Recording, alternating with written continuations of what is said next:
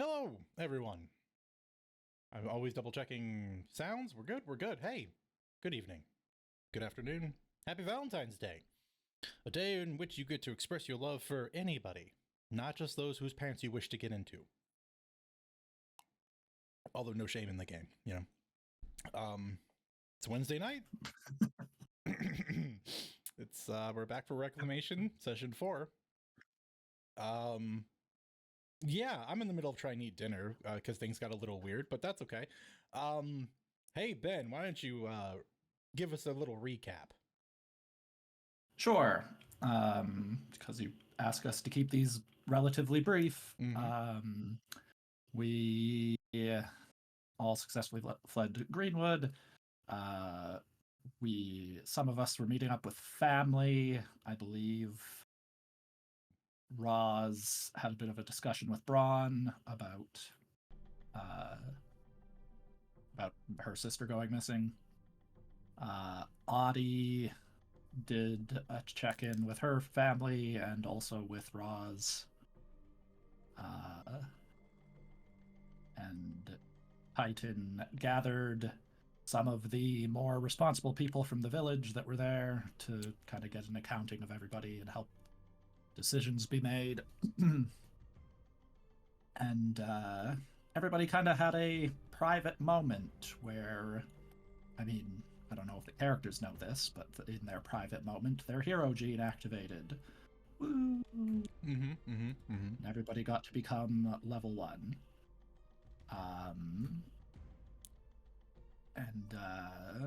We had the council, decided we were going to keep moving through the night, so nobody got any rest. And when we stopped to give, everyone a breather, we met up with a little Scatman spirit that I think everybody took to calling Skibbity.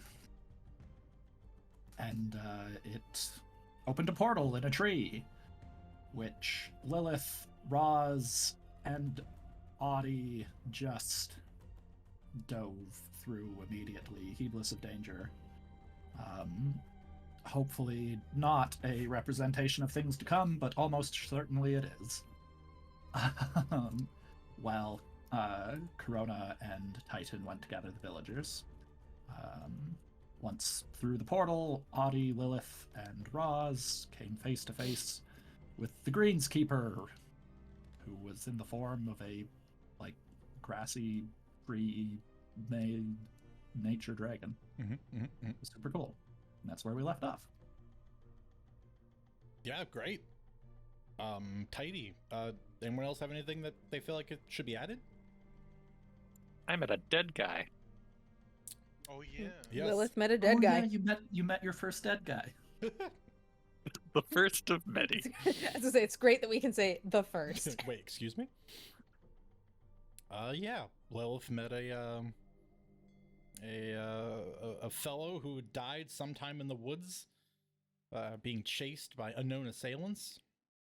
His spirit has entered into Lilith's subconscious, where they can now speak telepathically. She learned a little bit about him, and he learned a little bit about his current situation. And who knows where else that's going to take us. Right now he's napping, and that's a problem for future Lilith. Yeah, he's a tired boy. Can you blame him? He was dead for so long. It's gotta be exhausting. Constantly calling for help?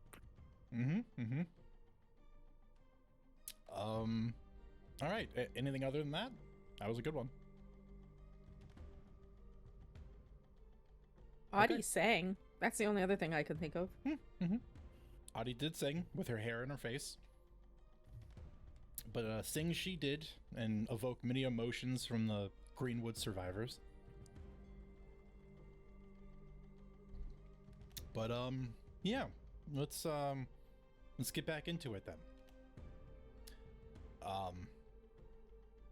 I will ask, can you all hear the music from Foundry? Yeah?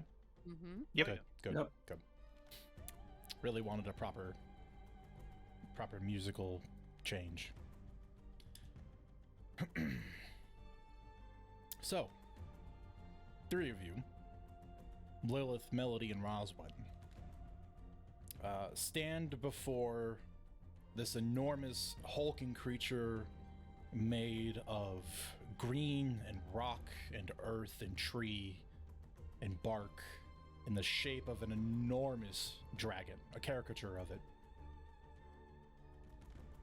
You've introduced yourselves, and around you, you are surrounded in this clearing amongst these 200, 300 foot tall redwood trees covered in green moss.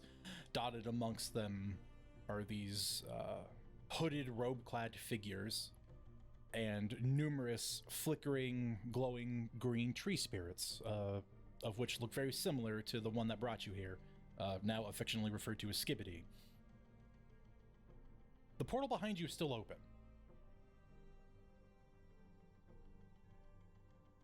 And this creature's head lowers down, again, enormous in size, comparatively the size of a regular Greenwood's citizen's home.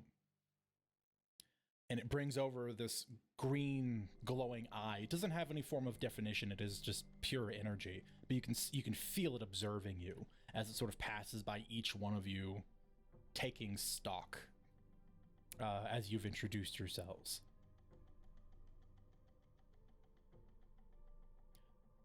It isn't too long before you hear the subsequent rush of other people stumbling into the clearing. And the rest of the Greenwood survivors begin pouring through the portal. The tree spirits are excited, and you begin to hear their unique language kind of pop between the various trees and carry outwards and echo in small places. As the gathering continues, Titan and Corona, as you all arrive here, you see, as I've just previously described, the clearing surrounded by trees, ringed in by these robed figures, the tree spirits, and this enormous draconic-shaped mountain of earth and grass and rock. Behind you, as the last Greenwood survivor exits, the portal that was in the tree will just snap shut in a rushing sound of wood and branch and bark snapping as it closes itself back into place. However, left behind there is the tree spirit that brought you here. Again, Skibbity, who will kind of on his two, stout little legs kind of bounce his way over towards the front.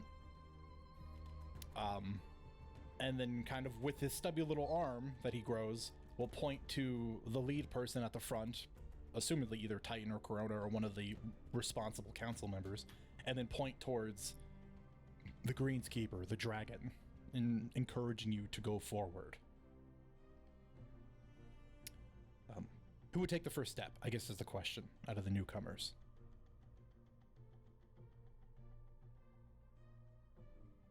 I mean, Titan's happy to step up and lead, but, out of character, he's not the most charming guy. Corona would probably look to see if you're going to do it first. You get the feeling that she's a lot more, wary about the situation than anything else.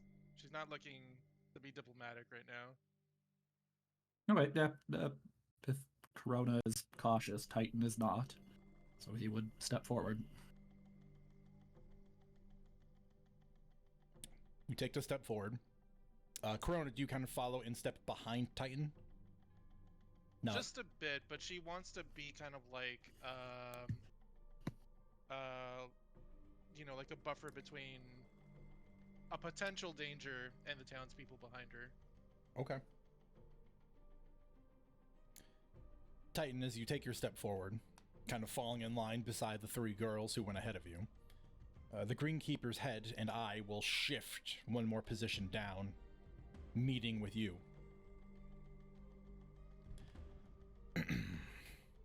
Ah, yes, another has arrived in my grove. What is your name? Name's Titan. Never seen a dragon like you before. That is because I am not a dragon. I am a spirit.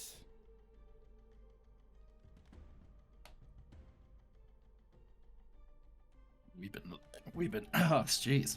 We've been looking for the Greenskeeper. Then you have Got any idea? found them.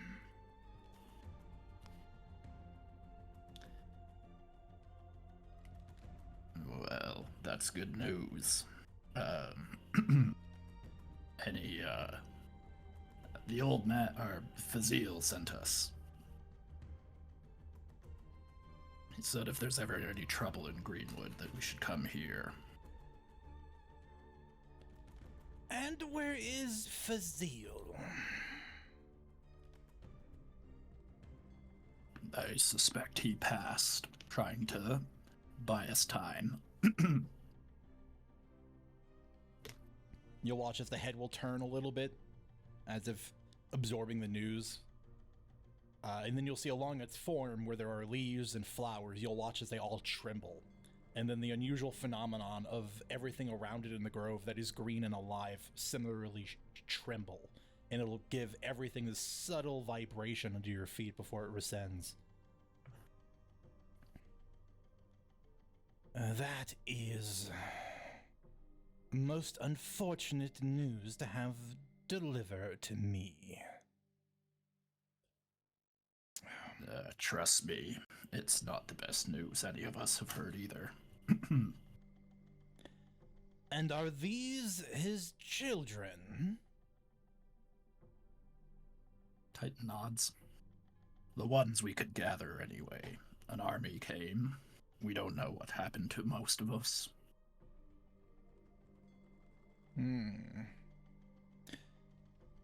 Yes, I do sense invaders.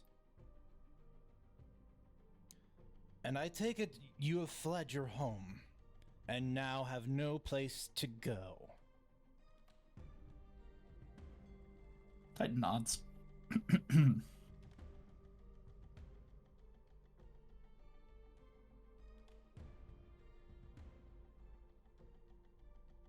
As per my agreement with Fazil, I will see his children safe to a location of civilization. And after you have been brought there, my interactions with all of you are done. Yes?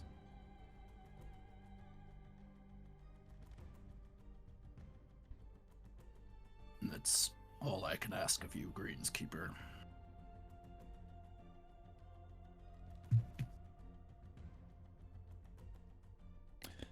Very well. I will leave you in the capable hands of my gardeners.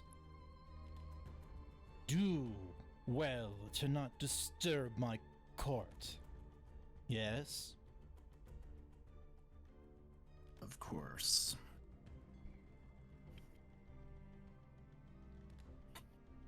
It will sweep its head up and around, kind of giving one more pass over the group of you. And then it will turn and kind of crawl its way back into a position on the side of the mountain where it will, in segments of itself, kind of fall. And you'll watch as each piece falls into its position. It'll return to looking very normal.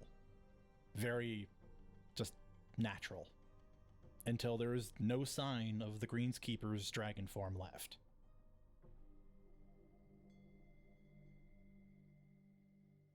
As it's gone, the tree spirits, reserved and kind of looking onwards from behind the protective cover of the redwoods, will now freely spring forth, and they will jump and bounce and chitter and chirp amongst all of the Greenwood survivors that are present. Some landing on shoulders, others kind of like, reaching up and just like holding onto pant legs, things of that nature. The robed figures mostly recede out of sight.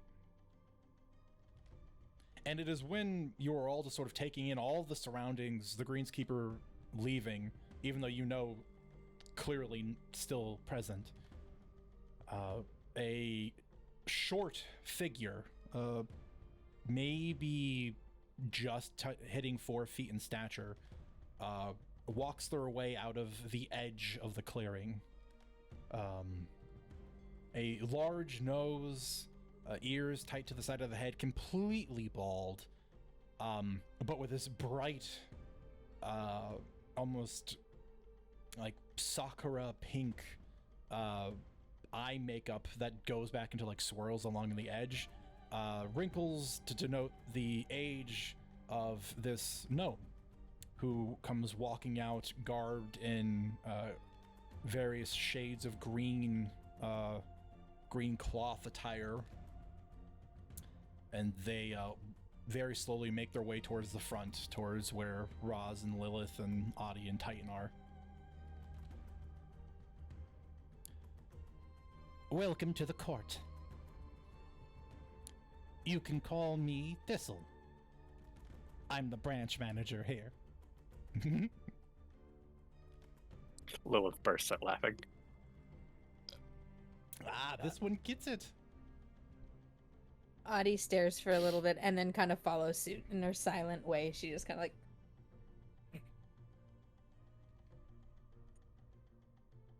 It's good to meet you, Thistle. Titan. Titan holds out his hand for a handshake. Yeah. The contrast in size is not lost in anybody as you bend and reach, and Thistle likewise leans on their staff and reaches up towards you to meet the handshake. But we'll take and shake. Again, by comparative to your stature, very small and almost frail, given their age. Pleasure, Titan. And the others. I've heard names as you introduced yourself to the Greenskeeper. I'm sure I can meet the others of your troop as we settle you all in for your stay here. The Greenskeeper has permitted you a full day's rest, and from there you will be escorted through the Emerald Boughs to the south. But worry not. Most of the travel will not need to be done on foot. As you've seen, the tree spirits can help provide a pathway. You shan't be in the green country for too long.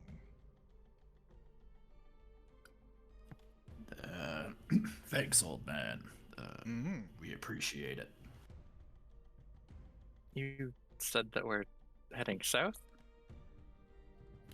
It is the closest point of civilization that we can bring you to, given the dangers that have been detected from the north.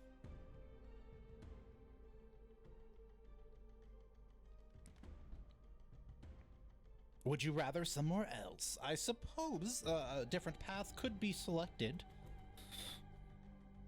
No. South is just fine. Right, Lilith? Whatever's easiest for everyone. Well, let's not dally too much. All of you look miserable. Let's see if we can't help fix that some. Get to the root of your problem, if you will. And Thistle turns and begins kind of waddling his way back out of the clearing, and with a hand will wave over his shoulder for everyone to follow him. Titan will gather up the people, get his council to just remind everyone to be respectful. This is not the place to be repairing carts, as it were. Mm-hmm.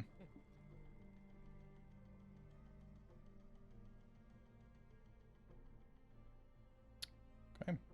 Well, Thistle takes you out of the clearing. Many of you have lived near the Emerald Boughs for a long time, if not for most of your life.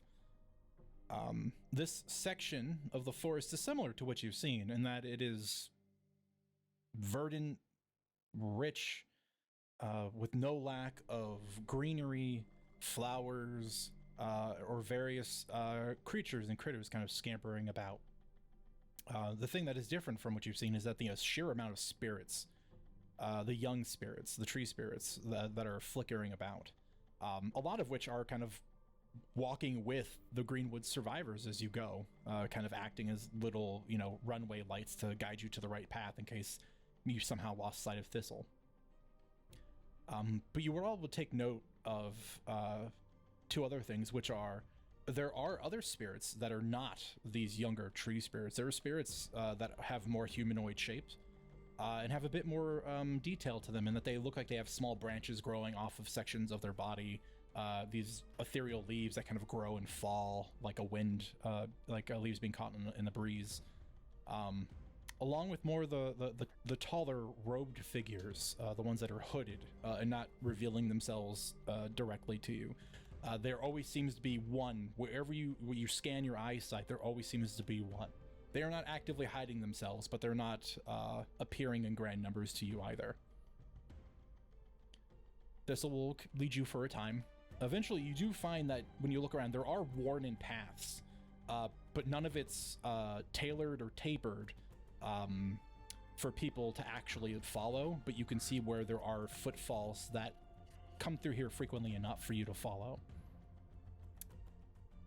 And after 2 or 3 minutes, not too far away from the clearing, you find several trees that are like the one you were previously holed up in not that long ago, with these huge overgrown roots where it looks like sections of dirt or rock or sand has since been moved, and they create these huge hollows. There are numerous sections of broad, flat rocks that are covered in green moss, and atop them you can see there are cups and plates made from wood, and some even look like they've been sort of like almost paper mache leaves together to hold various things. And as you look around, the more and more you look, you can actually tell this isn't just like an area. It is clearly it's almost like a small village. The closer you look, you can see where there are signs that people exist, but they are so subtle because they do not disturb the way the forest would exist otherwise. Thistle takes you to the middle of the clearing, and with his staff begins gesturing to multiple points. This is where you all will be staying for the time being. If you see over there the large section of trees with its high-ended roots, when you go in there you will find sections that have been cleared out, padding that has been laid down. You will be warm and comfortable there. If you require water, there is a stream not too far from here. If you are uncertain as to how to find it, or if you can't hear it, a tree spirit will follow you and guide you. Do not worry, they are friendly. If you require food, ask.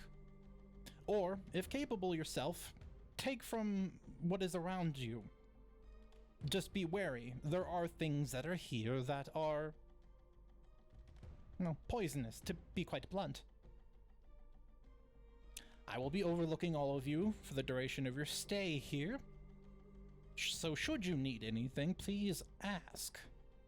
As long as you don't do anything to harm the emerald boughs or the court itself, everything will be fine. Is that understood? Understood. We Loud don't and go clear. barking up the wrong tree. you're I like you. You're doing well. Well, get settled. If you need something immediately, speak to the tree spirits and they will lead you to someone that can help you. Don't be too alarmed by the hooded fellows. They are the Greenskeeper's gardeners. They are here to protect the forest. For the time being, though, I do have something I must attend to. I will leave you to it. And he looks at Lilith and gives you a smile. She smiles back. And he turns and with his cane begins waddling out of sight. The spirits will then summarily, with people that are trying to like find places to put stuff down, just guide people to locations if they just, voice a need or concern, or just looking for a place like to sit down or to rest or to eat or to drink. And the spirits are very receptive, and becomes very clear after your somewhat, learning curved conversation with Skibbity that they do understand you pretty well. But you all have an opportunity to speak amongst yourselves for now. You think, for the time being, while you are here in the court of the Greenskeeper, you will be safe.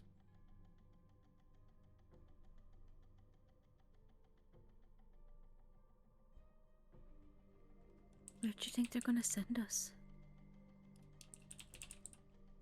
If they're sending us south, then we're probably going to end up in Safenas.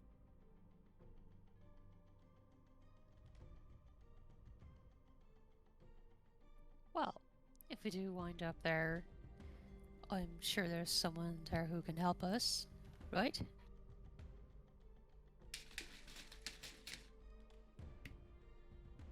Probably. Right. Yeah. Just real quick, Lilith. For a second, can I speak with you? Sure. Sure. Oddie, we'll just be a second. Pull Lilith off to the side a little bit. Make sure no one's close enough to listen. Start whispering. Are you going to tell anyone about what we're likely to find in Safenas? I know it's a secret, but I figured that I'd let that stew until it spills over and when we get there. that's not healthy, Lilith. It'll feel like a surprise.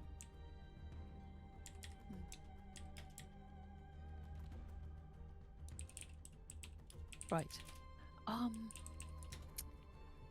We're probably going to run into your family down there. And I personally am not sure if it'd be great for that to be a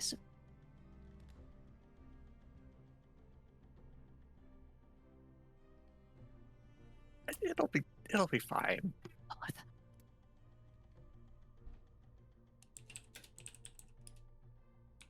Lilith, I'm going to make you tell people. Do I have to? Yes, I'm going to grab Lilith's hand and start pulling Lilith toward Audie.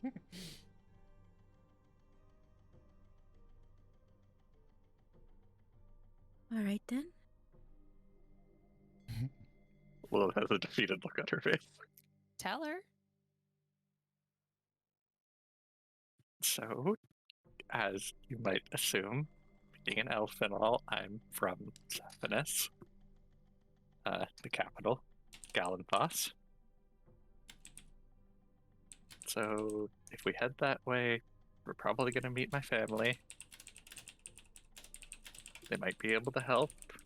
I'm not sure. It's been a few years since I've been back. And I may or may not have run away from home. Oh, that's wonderful then. They'll be looking for you. Well, they know I've been in Greenwood. You see these like expressions cross Audie's face, like she's confused why they haven't come looking for you, but like still trying to smile, like okay.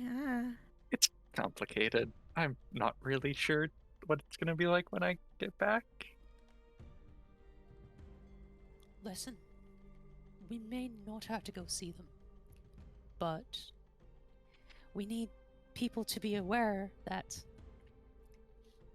if you don't want to see them, we don't go looking for them, and if we see them, we don't point you out. I don't know what I want right now. Okay. Sleep on it. Elves don't sleep. Think on it overnight. Right. And if you need to talk about that at all, you know where to find us? I know. Thank you.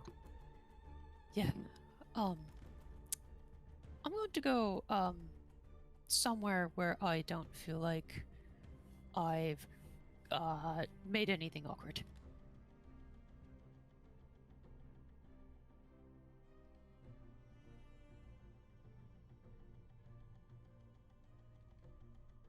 Okay, bye. And Audie's just looking confused, like, I'm not awkward. What's wrong with everything going on here? Yeah, no one's awkward here. Oh, going to take a deep breath and then head over towards Titan. Titan's just kind of getting people settled in, reassuring people that they're safe. But Lilith can absolutely approach Titan. Hey, Doctor. Hey, Lil. What's up, kid? So we've been traveling a lot. Didn't really have a point that seemed like a good place to bring this up, but I found these when we first broke to rest for a bit. I'm just gonna sling the satchel off of her shoulder. That looks very old. Kind of open it up and show you the probably also equally old-looking potions inside. Just with like a preliminary check and my understanding of magic, anything I know, should I roll an Arcana check? To figure out what they are? Yeah. So there's two ways to identify them. One, if you have either alchemy tools or proficiency in them, or if you want to do the taste test, in which case you can just figure out what they are. Oh, I am proficient in alchemy tools. Oh yeah, then you could just roll a check. Okay. Plus intelligence, if you would. Okay.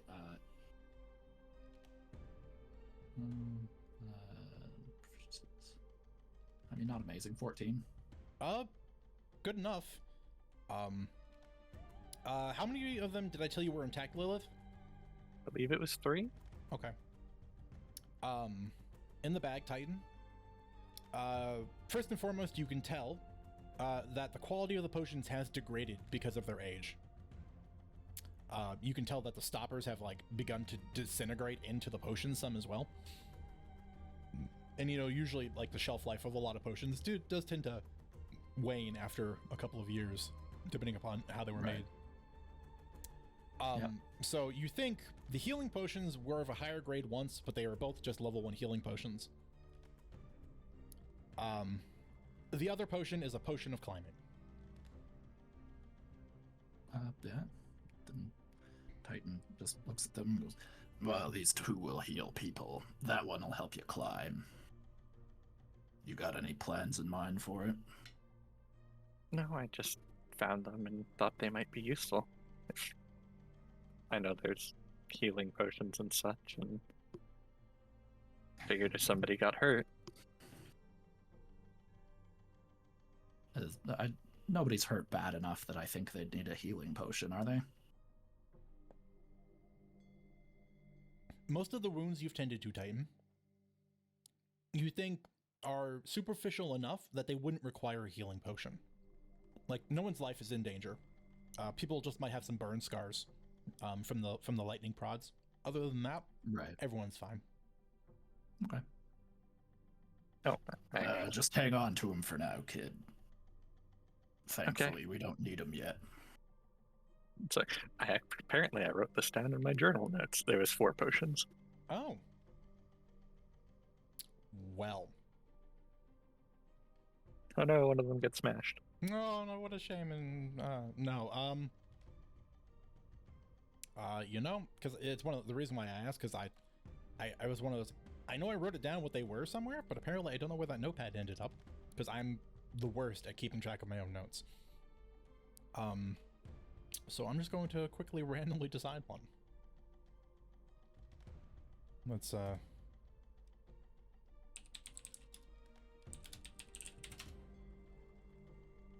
just see what we can pull up.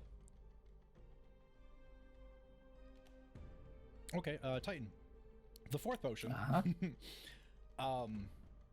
It's very thick, very viscous. It's purple in color. And you had a bit of a weird reaction to it that you tasted it. You recognize some of the ingredients, but then you also got a slight headache. But then you realize it wasn't like a headache, it was more that you had 2 spots in your head that began to ache. And you realize this is a transmutation potion that will grow horns on your head. Alright. Careful who you feed that one to. They'll grow horns. They will give you a 1d6 natural weapon to use. Woot.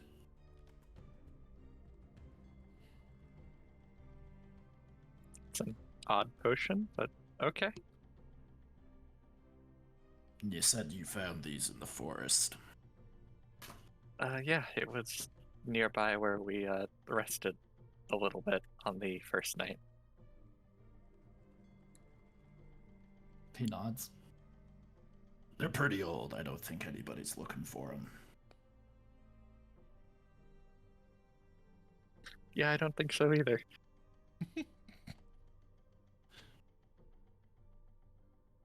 Okay, I'll hold on to them then, just in case. He nods. Broadly for the best. Get some rest, Lil. You too. Just kind of waves it off.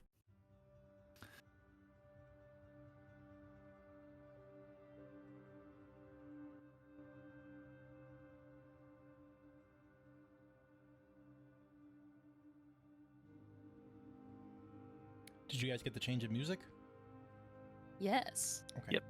Just verifying. It's just quiet now, though. Oh, Oh, maybe Yeah. that's me. it could just be you. No, It's I just can't me. hear it. I think it's just off. There we go. Okay. Oh, now it's coming in. It's had a slow build up. Yeah, but Titan's back to getting people organized and settled in. Okay. Corona, what's Corona up to? So Corona's in a weird spot because, well, you know, the spirits are taking care of people, you know, more or less, along with Titan, and we're in a safe space, so, you know, I think it's probably safe to say that people are starting to gather their bearings on their own, and she's trying her hardest to not be overprotective of her parents. You know, and they'd probably insist, like, no, you do your job, do whatever you have to do, but there is nothing to do here. You know, it's a sanctuary. Correct. Yeah. So I think she's literally trying to find something to do, and what she settles on is she noticed that some of the other hunters had a low, like, munitions count in Yep. terms of arrows. So she's just kind of checking over the quiver that she got and the arrows that she has, and making sure they're all usable, and maybe, like, just mentally, like, you know, splitting them up and thinking, okay, well, he needs this many, I've got this many, let's split them up like 3 ways or 4 ways. Just literally trying to find busy work to do, because she really at this point is just, you know, trying to do something, but she can't, and she doesn't know how to just take it easy, Right. especially when she's not at home. Mm-hmm. Fair. So really, I think that's what she's doing. She's probably not too far off from the main group of villagers. Mm-hmm. But yeah, she's just kind of a little ways off, so she can just focus on that on her own. Understandable. Yeah, and most of the villagers haven't really split up all that much. You know, everyone's within a reasonably short distance of one another due to just probably what most would suspect to be, you know, shell shock, basically. Yeah. However, the denizens of the Emerald Boughs and the court of the Greenskeeper are very exuberant and happy to entertain. So much so, you know, all the children that are present are being assailed by the younger tree spirits, and inviting them to basically coax them into playing games, hide and seek, and running around the various, you know, gigantic trees. eventually these large carved wooden bowls of berries in these large, like kind of like multi-layered, thick-skinned fruits are produced, along with several skins of water set on one of these large flat rocks for people to come take, drink, eat, replenish themselves with. And this place is comfortable for now, and to everyone's understanding, safe. So, with that, does anybody have anything they wish to pursue during essentially this day of rest inside the court of the Greenskeeper?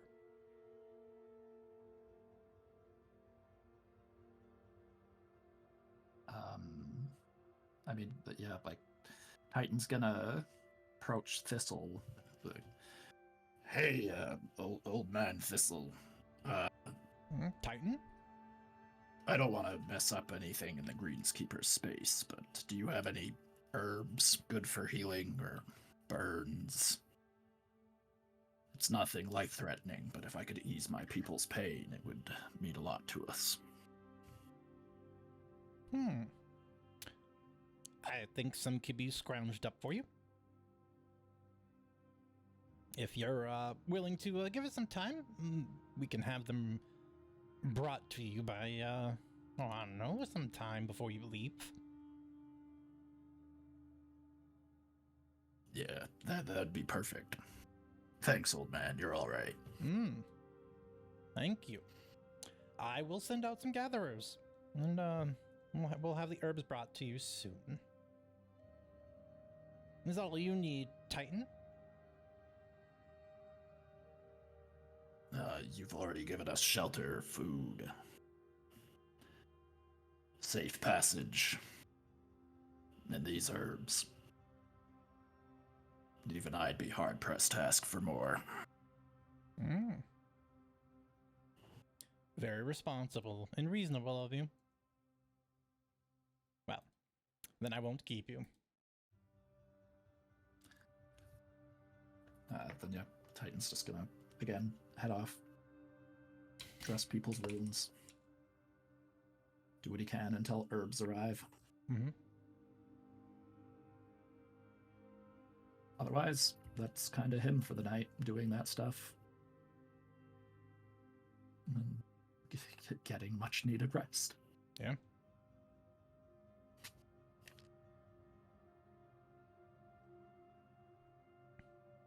Anyone else? Yeah. So for the second time, Roz is going to approach Lilith. This time a little bit more sheepish. Hey again. Sorry about that. No, you're right. It's better to tell people. Yeah, I've been awake for over 30 hours, and I'm a little scared, and I'm acting on impulse, and it's your information to tell. It's your family, and so on. Not why I came over here, though. Listen, what just happened was a lot, and I don't know if I'm going to sleep well tonight. And everyone else has their own families to attend to, and I was just going to ask if you could just be nearby. Yeah. We can share a burrow or whatever's under those roots, I guess.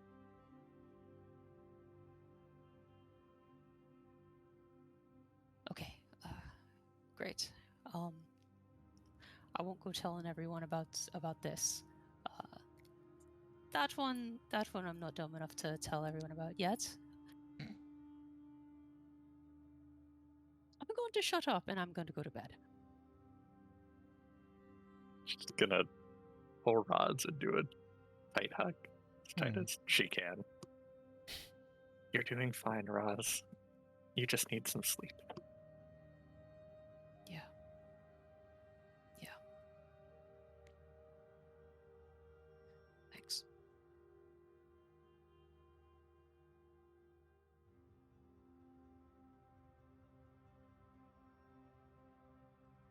in the briefest moment in this tight little hug, gonna put a kiss on Lilith's neck, just because nobody will see that. Mm-hmm. So you think. Perception check. That's a secret. We all know we're all bad at perception.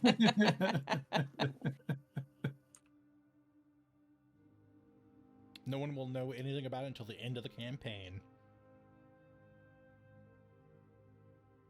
Lilith will give a small squeeze when she feels the kiss. And kind of pull away. Go make sure your brother's okay. Thanks. I'm going to go to sleep for real now, though. I've been awake too long. Yes, you have. Good night, Lilith. Sleep well.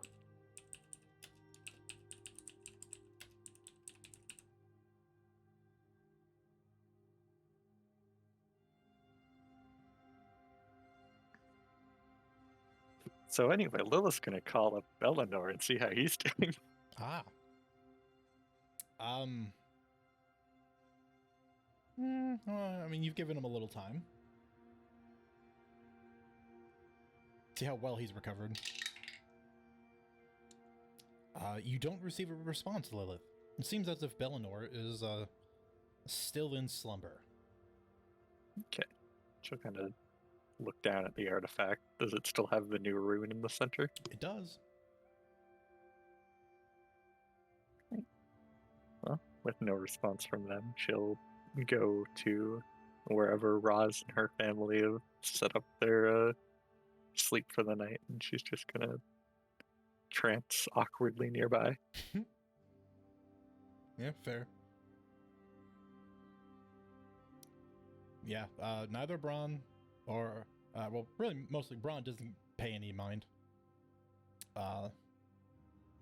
And Rory gives you just like a little bit of an acknowledgement as he sees you kind of come into the vicinity.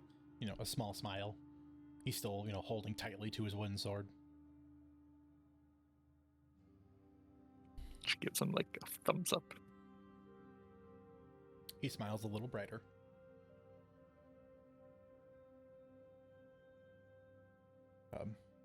Melody? Honestly, with everything that's happened and the travel and the flight, the realization of being safe, she probably hard crashed. Like, she's like, all right, well, let's go see our family, and Right. would have sat down and been like, okay, let's curl up and, you Yeah. know, sleep against the side of a root. Reasonable. Realistic, even. Okay.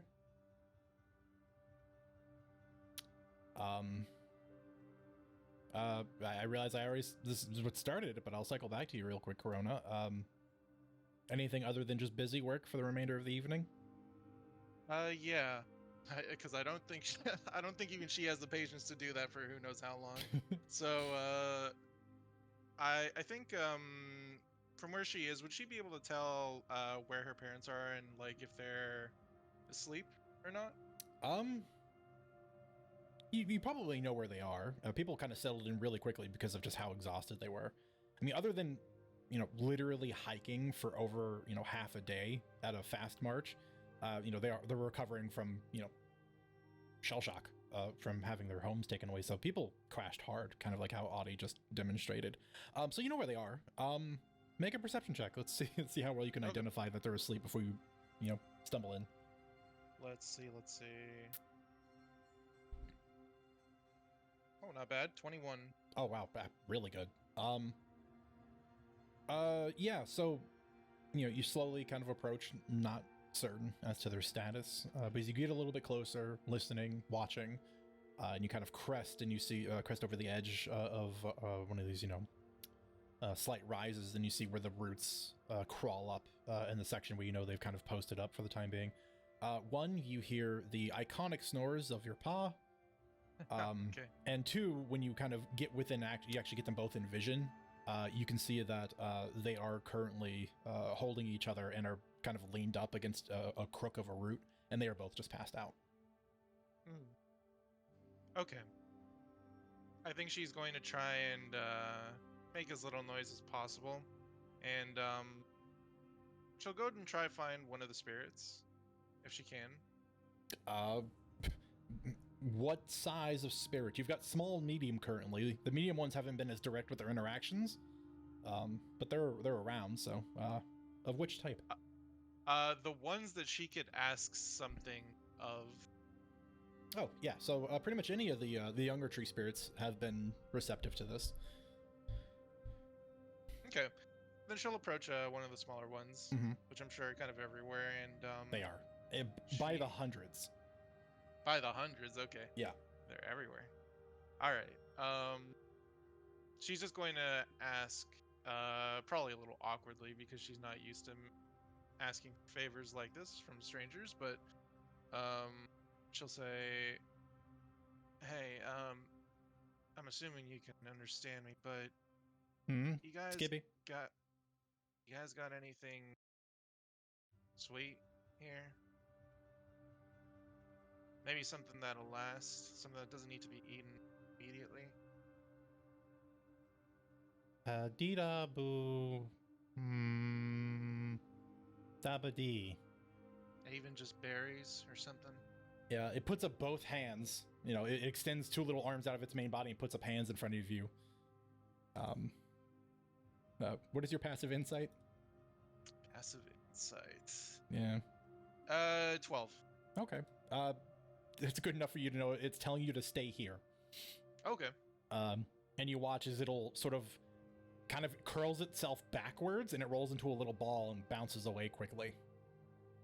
And you're kind of just left, you know, there to twiddle your thumbs as the grove is getting quieter and quieter as people are kind of just passing out to slumber.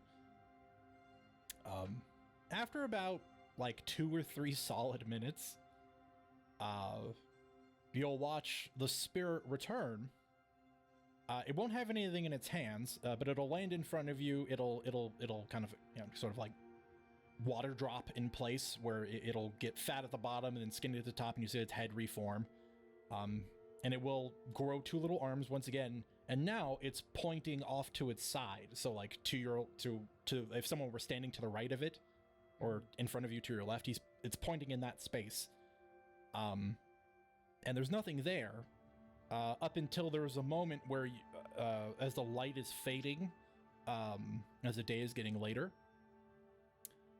you see, because you're getting actual sunlight from the clearing that isn't too far away.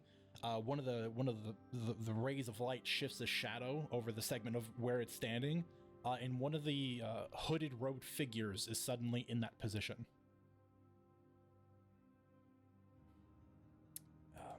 And now that you're close, for the first time, you can see underneath the robes, they are garbed in what looks like a type of armor that has a wood grain pattern over it, and it looks textured, almost as if made from wood itself. This one has a sword belt with a sword hanging from it, and just at a quick glance underneath these you know, just bright emerald green robes, this is a warrior. This is a knight. And they reach into their robe, not seeing anything, still face kind of obscured by the cowl. They will produce a small bag.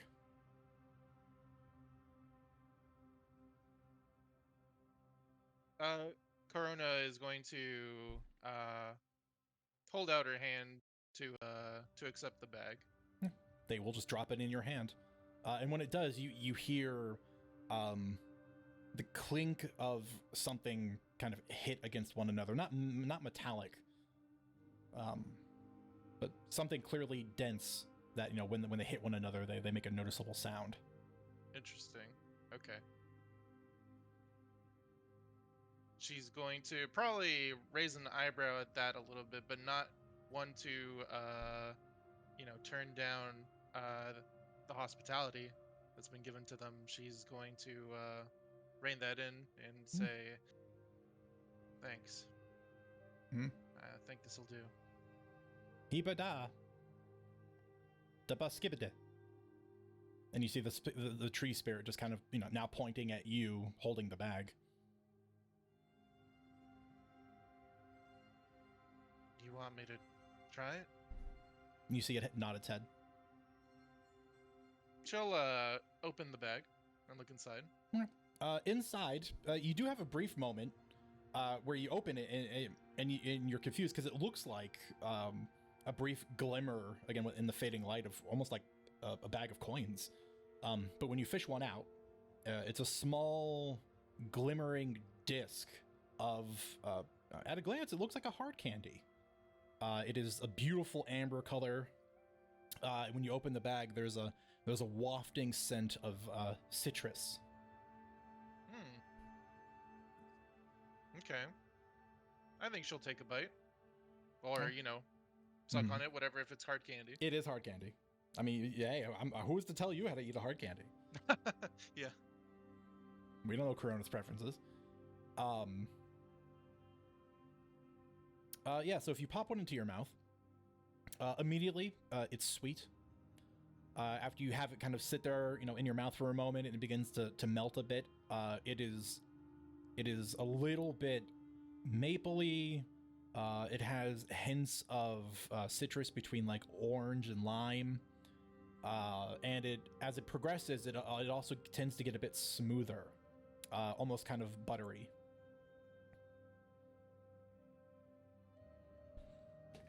I think she just muttered like a damn. This is good.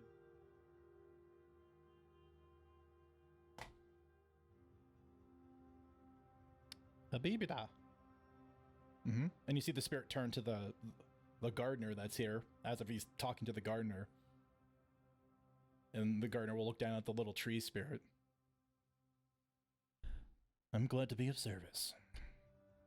And you see the gardener will just turn and, with zero noise, move, back into wherever their position is amongst the trees. Wait, so did he say that in common? Or in... It was said in Elvish, for what it's worth. Oh, in Elvish. It was said in okay. Elvish. Okay, I see. Of which you would know Is is Elvish. I don't know if Corona speaks Elvish. No, she does not. Okay. But it's definitely a language that's known. She's probably heard it. Okay. Yeah, it's it's like Elvish, but with a bit of an accent. Okay. Okay, I just wanted to make sure so that she wasn't gonna be like, "Hey, wait, you can talk?" Okay, cool. No, she'd be pretty thankful to both the gardener and the little tree spirit, and she's gonna close the bag up, but enjoy what she's got going right now, and she'll probably huddle up after saying goodbye to the spirit. She'll huddle up next to her parents. Okay. And if you'd like, you can add it to your inventory. You now have 39 orange amber candies. Ooh. Okay.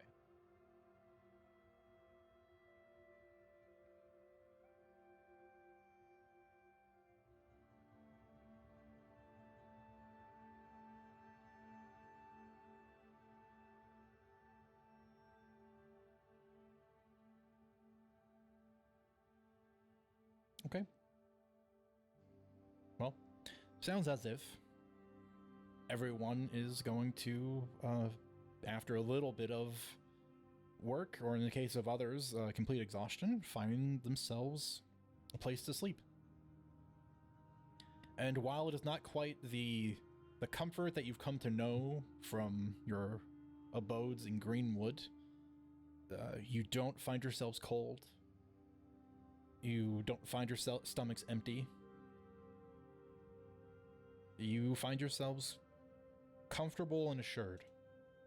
There is a presence to the court you have found yourselves in, under the watchful gaze of the Greenskeeper and her gardeners.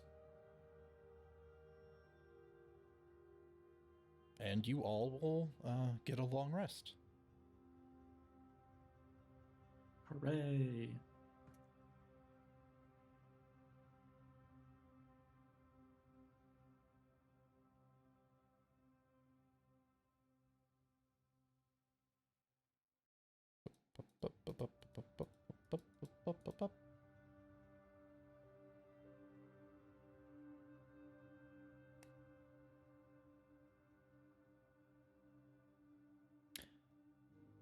as the first of you are coming to, you'll find the forest bustling with activity. It's not loud. It is more as if walking through and hiking through the emerald boughs and listening to the trees groan, the leaves rustle. It all feels natural and in place. But as you come to and you look around, you see the tree spirits are actively preparing a section on that large flat rock covered in moss with multiple bowls filled with different types of berries and cut fruit, and served in the center, literally just on top of the bed of moss, looks like a butchered, whole roasted deer that appears to have been slathered in something that's given it a bit of a purple hue, a type of berry somewhere within the woods. And the smell of this cooked meat will begin to awaken many of the Greenwood survivors, given that this is the first real food really to have been seen in the last 24 hours. Thistle is seated near this, table, and he's currently just kind of picking through a couple of berries himself. One of the gardeners, usually an aloof figure, is currently standing behind Thistle, reporting something to him clearly. So, you all have a rough timeline in your own heads. Who's first up? Well, it's been up for 4 hours. Touche. Elves Krona's probably an- do that. Krona's probably an early riser, but definitely doesn't beat Lilith. Mm-hmm. Lilith can only get away if she can pry Roz off of her. Make a contested athletics or acrobatics check. Against a sleeping person? Yeah, for a clingy partner. Roz is the only person who can do an incapacitated grapple check. 24 acrobatics. Wow, that's really good. Oh, yeah, I only got a 12. Oh, yeah. Lilith does manage to get away, and pretty slickly at that. You Probably get the softest groan. probably tucks like a moss-covered branch in her place. The woods equivalent of a body pillow. She's a true ninja now.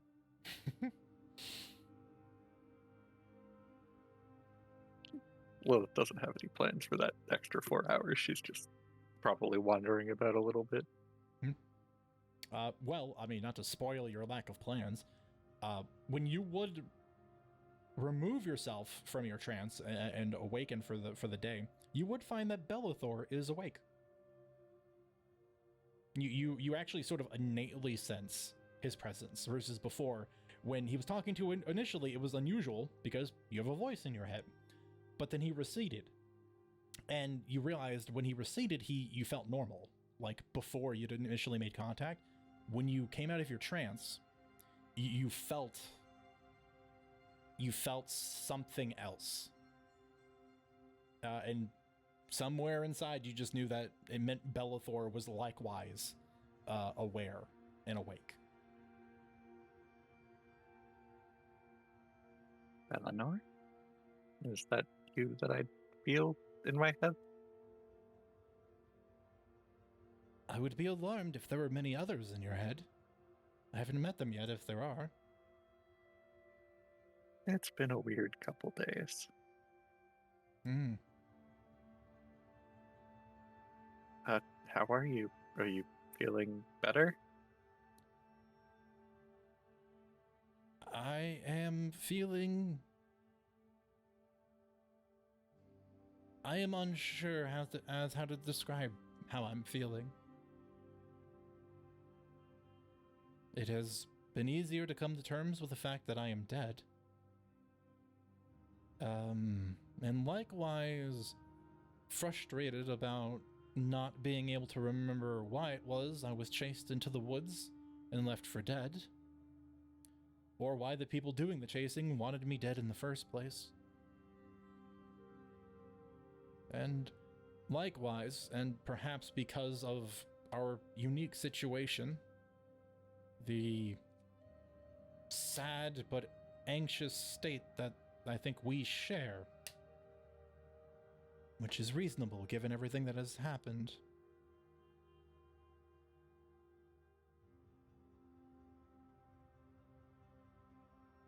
No, I'm very sorry for what happened to you.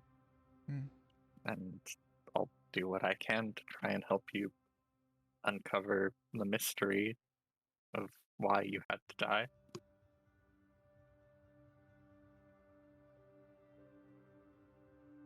Well, that is at least comforting to me. Although, I think I'm more interested in trying to figure out how to go wherever I'm supposed to go now. Although, a good bit of vengeance wouldn't hurt either.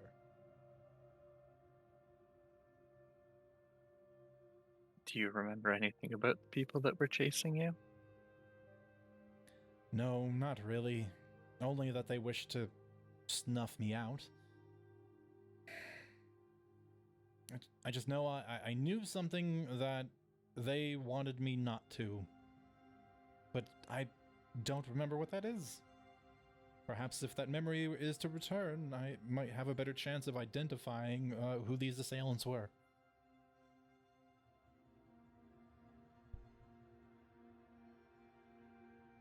You mentioned the twins. Yes, the gods of luck.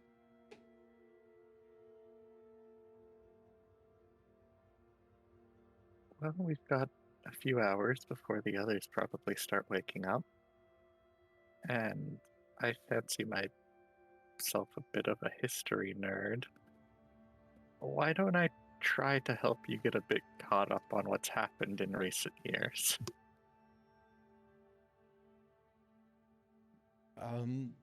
Very well.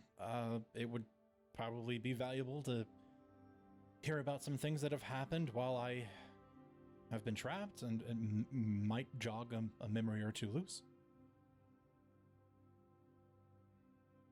She is going to start trying to list off a bunch of major world events that have happened in the last 100 years. Sure. Make me a history or a religion check. Oh boy, my expertise. I'm going to use inspiration to reroll that because I don't want to roll low on this. She's a nerd. I have to be good at one thing. And it's this. 18 total. Okay, that's good. Bellathor is receptive. And you at least do hone on much more closely to the era in which he was alive in, and that several significant events in the last 50 years he knows nothing about. He doesn't know anything about the dissension of the Archons from the Wilds, or the Wilds merging with Eldarth. He's unfamiliar with the Day of Judgment and Talnum's birth. And after, again, being able to pry a little, to which, over the course of, kind of this back and forth exchange and history lesson, he does manage to pull bits of information about the time he's from, but still nothing overly relevant. So he's able to at least recite back to you, like, what the Pantheon looked like when he was alive. Which basically tells you he died about 80 years ago, give or take, 6 months probably.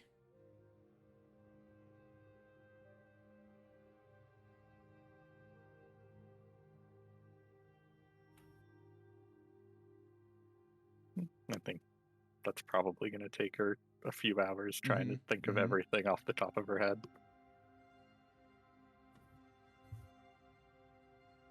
You will eventually find yourself, with the opportunity to sit down at a rock and eat breakfast.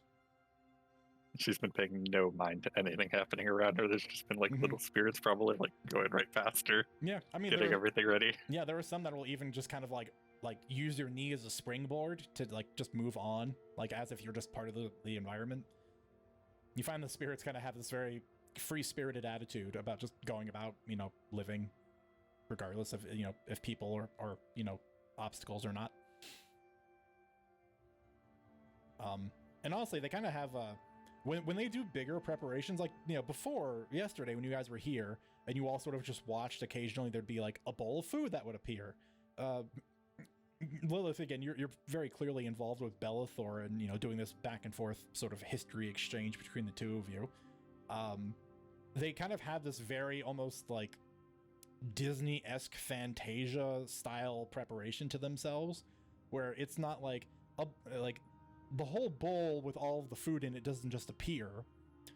The bowl is brought there by a group of spirits, probably rolling it through the rocks and trees, and then eventually each individual berry is then bounced between several spirits before it lands in the bowl until the bowl is full, and they do that, several dozen times. But it's just, there's no noise to it other than them making an occasional little, chirping spirit, haba, DB, haha, just things like that. And then, everything just ends up on the plate, with the exception of the deer, which was brought in by a gardener.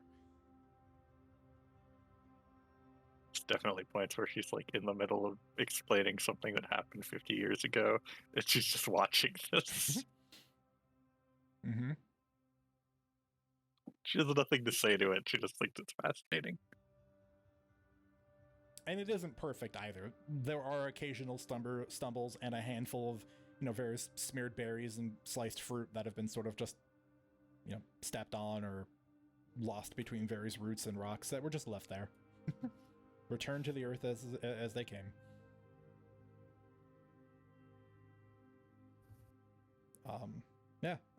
So Lilith, you have your conversation with Bellathor.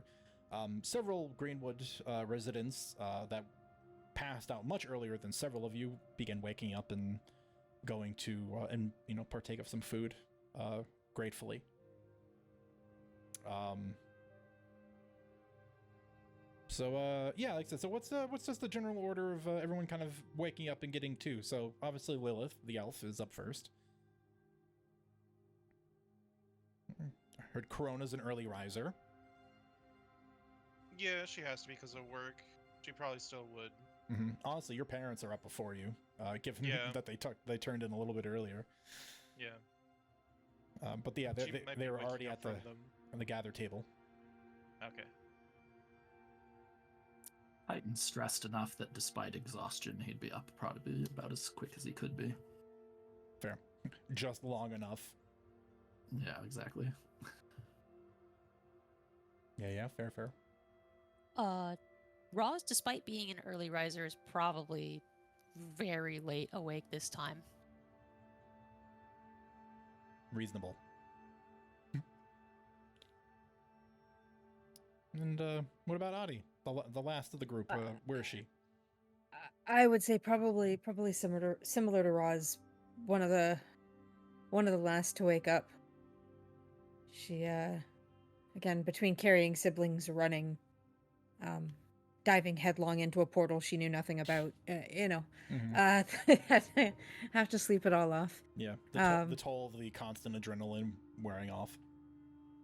Yeah, but she would probably be contentedly eating a bowl of like oats and berries or something like that with her family. If there's cream, I don't know what kind of There is not.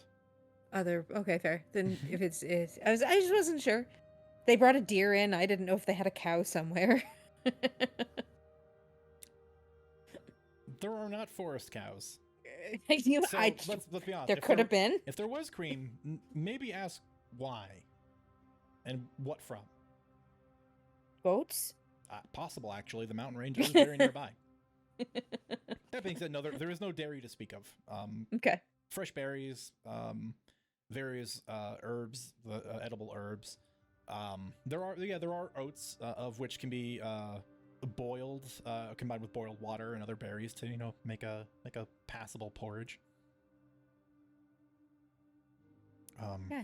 Yeah. She's very contentedly eating with her family, probably looking around, taking stock of where everyone is and not wanting to be left behind, kind of keeping an eye out to see if people are like readying Mhm. to go or anything. Yeah, everyone is you know, like I said, the camp eventually wakes. And people are eating. People make themselves more known versus staying in the burrows where they were just exhausted and needed to rest. Several of them, you know, several more come up and sit amongst the roots and the branches higher up, where the rest of, you know, the more common area is. There is a point where Thistle finishes that short exchange with the gardener, of which is the opportunity for the rest of you to catch a glimpse of the fact that they look like they are armored individuals underneath these robes and hooded cowls, helmets, breastplates, you know, greaves, various assortments of weapons, all of which look to be made from wood, but clearly not just any normal kind of wood. The way they wear their equipment, the way they carry themselves, the way the detailing on it is done, it is very clearly very magical. But that gardener will excuse themselves. Again, they move, and when they separate themselves from there, the sound of their movement is rustling of leaves. It is so natural to the environment. It's so hard to hear them coming and going. But Thistle, who is sitting there with a small, you know, wooden bowl filled with various assortments of fruits and berries, will eventually look around and kind of observe everybody, making sure people are eating and are being taken care of. Then we'll catch a glimpse of wherever the closest knot of you are. I just need to ask, if I were to provide information to someone in this group, who would you consider the leader of all of you?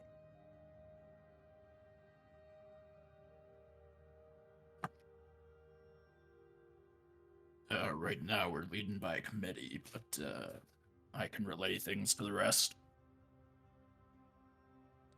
Oh, well, very good. Well, so there's news from elsewhere in the bows. No, I should have stuck with Elsewood. That was good. There are a group of individuals that have come looking for you. Are any of you familiar with the Striders from Saphinus? I think. Everyone else can make a history check if you'd like. Would Audie stand up immediately? Or did we determine Sophie's not part of them? You said she's located in the mountains, so she is not. Oh, that's true. She is not a Strider. No. She would belong to a different division. And I say everyone else. 13. Nice. And I was gonna say everyone else except Lilith, because Lilith, you know what these people are. Unless you want to flex on us with your history check. If she knows, she knows. Yeah, fair. You would. That's a 12. Okay. Basically, anybody over a 15? I got a 19. Oh. In which case, maybe via book or perhaps polite conversation with Lilith. That's up to Quinn. The Elven Striders of Saphinus are one of Saphinus's commando divisions. They have a couple of jobs, but first and foremost, and what they're usually used for is rescue.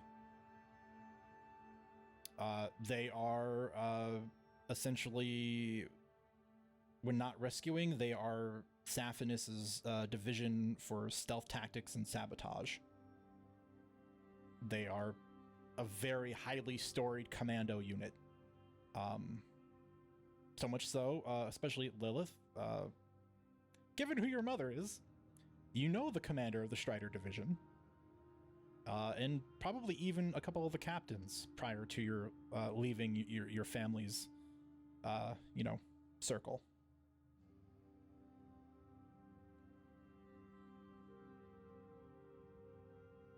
I think Lilith will kind of look over at the mention and just say, "The Striders? They're here?" On their way, yes. We'll be providing them transportation to the inner court shortly.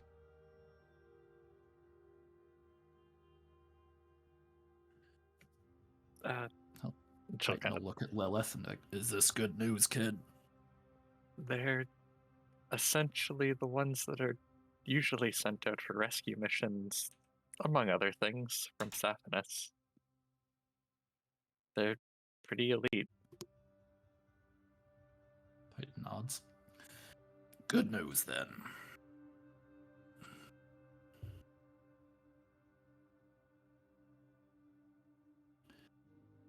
Well, thanks for letting us know, old man.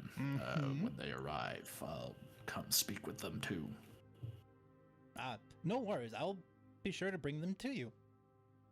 They said they were explicitly looking for any villagers or townspeople that have been displaced by the war. So it is a war. Great.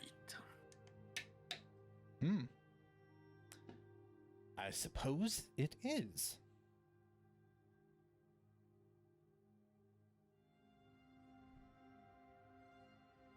Well, don't allow that news to spoil your food. Greenskeeper is generous, if nothing else.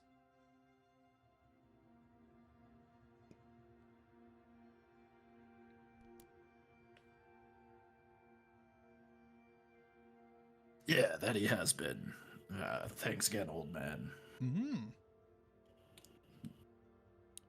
Titan will go and relay this to the rest of the council.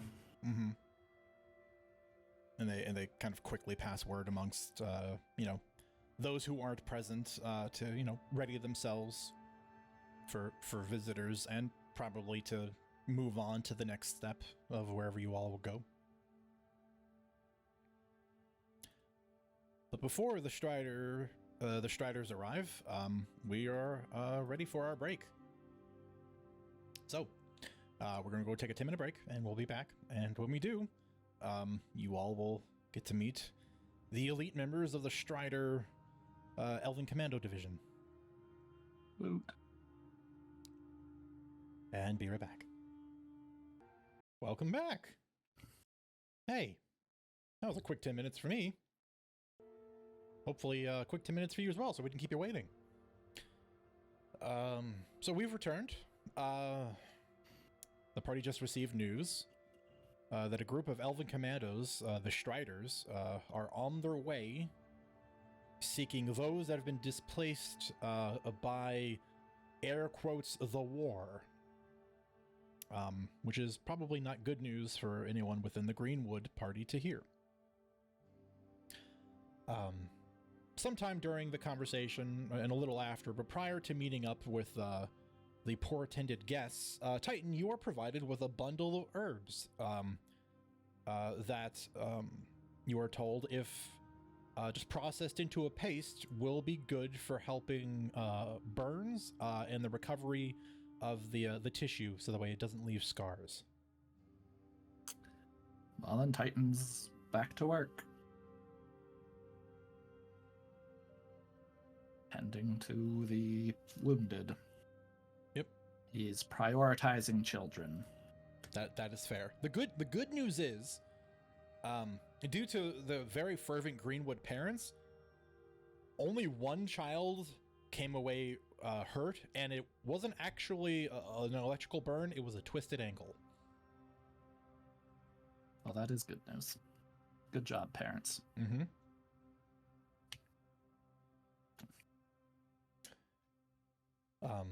But during that time period, so Titan, you'll work on processing the herbs given to you and tending to those that you can. When eventually there'll be a noticeable shift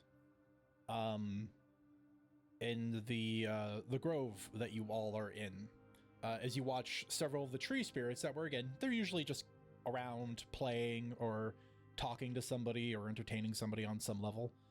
or even just kind of sitting in a group, occasionally doing what I would affectionately refer to as spirit choir, where they're just sort of like 4 or 5 of them just going he, be, di ba, boo, di be, be, and just like they're just making noises and just being spirits and vibing. There's a noticeable shift in that several of the spirits begin gathering to one side. When there is a tree similar to what you saw yesterday, a tree that the bark kind of bends inward and a crevice is torn open. And striding out is a humanoid that appears to be made entirely of moss and wood, gnarled knobs where branches used to be. It looks like what you would assume to be probably an advanced spirit. If you've seen the small and the medium, this would be the adult version. And walking in behind them is a group of 5. They immediately stand out due to their very distinct, unusual armor. Upon first glance, the first detail you do take in is that the color of it is shifting according to whatever is nearby them.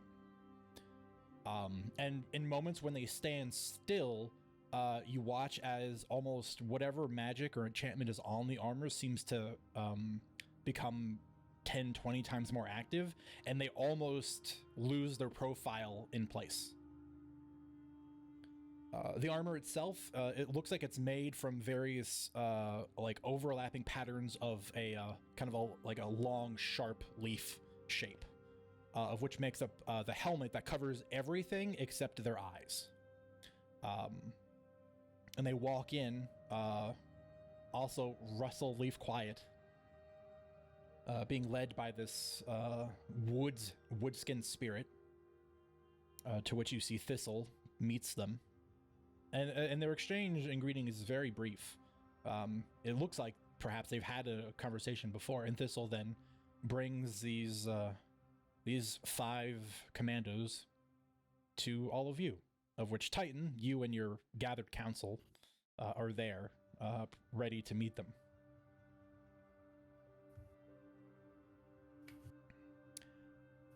Greenwood, as I have forewarned, these are the elven striders I mentioned earlier. This is Captain Haylond. And Thistle will gesture with the top of his staff to the frontmost elf. And you will see the elf nod. And they'll reach up and kind of tab something on their helmet, and then they'll remove it. And you kind of watch as sections of it kind of grow away from around the neck, and they remove the helmet. They have shoulder length, white hair, strikingly violet colored eyes, and very kind of angular, hawkish features. You could see that a bit of age is beginning to show kind of around the eyes and mouth, which would indicate that this is an elf probably in the latter half of their life. He tucks the helmet underneath his underneath one arm and walks up to the gathered Greenwood Council.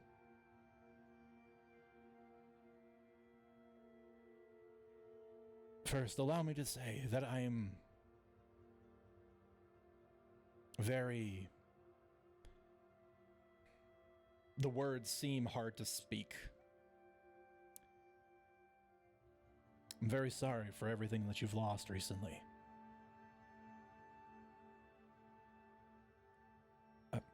As Thistle has said, I'm Inwin Haylond. I'm the captain of this unit. We are commandos from Saphinus. We've recently been tasked with the mission to spread across the side of the continent looking for groups of people that have been displaced by the war that's suddenly broken out. We've been told to bring you to a camp where you'll have an opportunity to be safe and away from the battlefront. How many numbers do you have?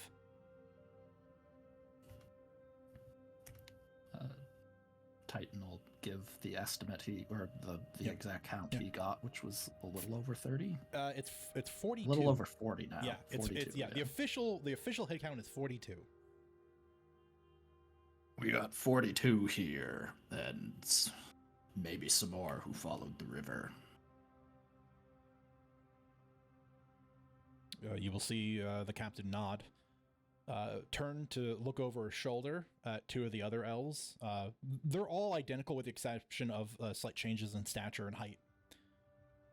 And he'll nod, and you'll see two of them immediately kind of race off towards the north, and just very rapidly vanish. If there are others out there, we'll find them, and we'll bring them to you.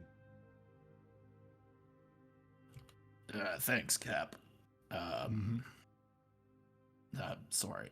He just kind of Titan puts his hands behind his back. Sorry, I don't have great decorum. I mean no disrespect. None taken.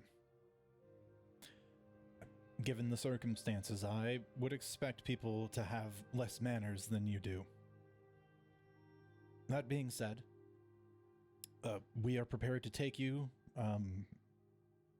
to the refugee camp, where you will be tended to, of clergy from the orphan.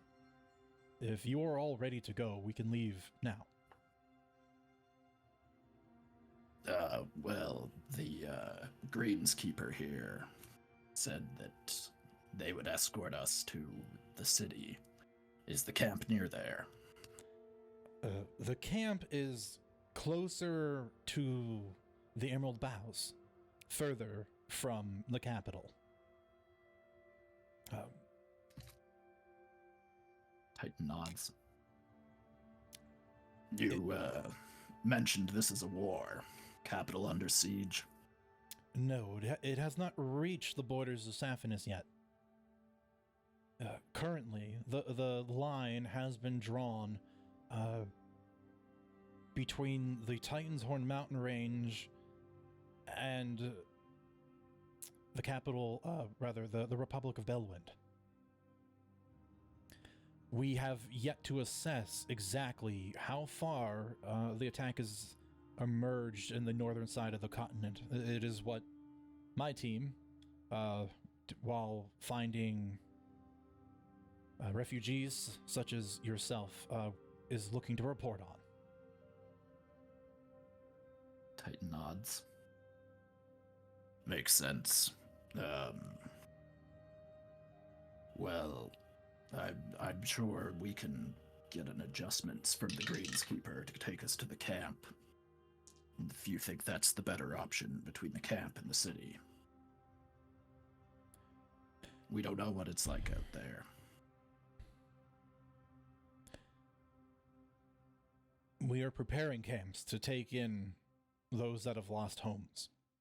The city, which is close to the border of Belwind, if Belwind's defense is to fall, Saphinus will be the first city to be the second city to be attacked. We are hoping to keep refugees, especially non-combatants, as far away from that potential border as possible. The camp will be cared for and supplied. Food and shelter and warmth will be accommodated for, and likewise supported by merchantry groups that will be in the area. All right. Well, camp it is then. Very well. If you'll excuse me, I will go speak to the Greenskeeper to make sure everything is intended according to the agreement that you've reached with them. Thanks a bunch, Cap. Gives you a nod.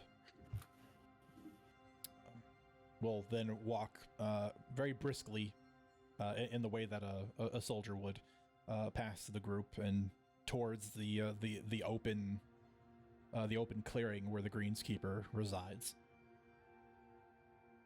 The other three Striders are nearby, not at all relaxed. They're kind of foot shoulder width apart, arms clasped behind their back, and in the fact that they're standing so stock still, Their armor is rapidly reflecting their environment around them, so there are moments where, again, when you avert your eyes at the right angle, they don't seem to be there at all. Thistle will look to you, Titan, and the others of the Greenwood Council. I suspected this would be a possibility, and I think the captain's words are reasonable ones. If this is a true war that is going to break out, it is probably for the best that you are all safely away from it as you can. The Greenskeeper has already grumbled quite a bit about those invading to the north, attacking its court. It seems as if we won't be able to sit long for long either.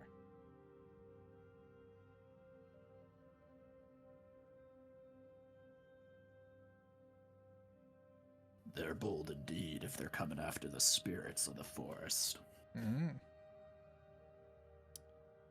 Well, if they were to be so bold, I think they would learn a very hard lesson very quickly.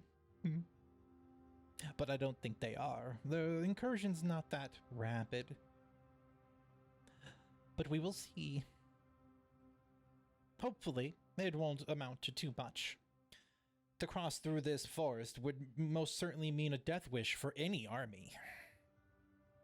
So at the very least, you can rest assured wherever you do end up that no threats will come through the Emerald Boughs.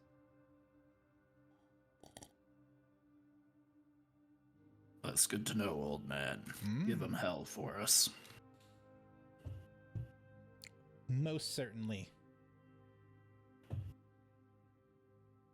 I've been told, our bark is as mighty as our bite.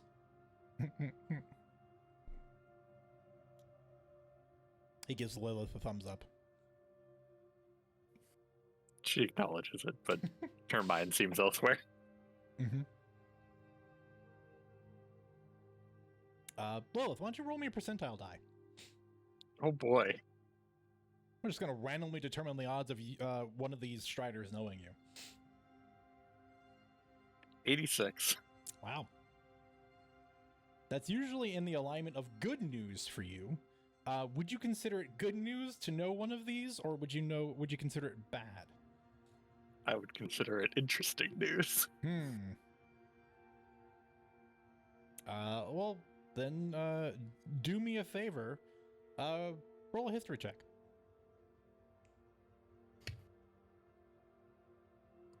Only an 11. Okay. Well, which is to say, you don't recognize the captain.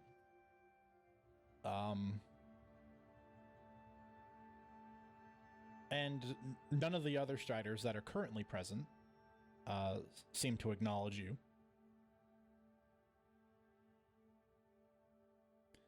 And it is only a few minutes. There's a bit of hustle and bustle as the other members of the Greenwood village are getting stuff. What about the rest of you? How are you feeling in this situation as things have unfolded? There is time. Audie would probably ask her mom as things are starting to wake up and people are coming in and out. Mom, what do you think of Sophia? Do you think she got out of the woods? I think Sophia is fine. She's always been, well, let's say a bit more capable than us. And she would give a hasty nod and then probably wander off to find Roz or Lilith, whoever she comes across first. Mm-hmm. And just... Did I hear that right? Are they saying a war? Who would want to attract Greenwood? Where would they even come from?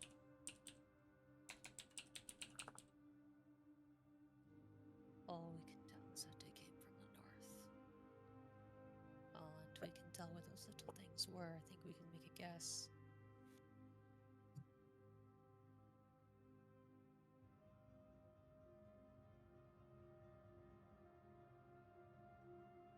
Make no sense neither. do gnomes want to do with anything? I They don't got know, Audie. everything above the Titan's Horn. I don't know, Audie. I don't know.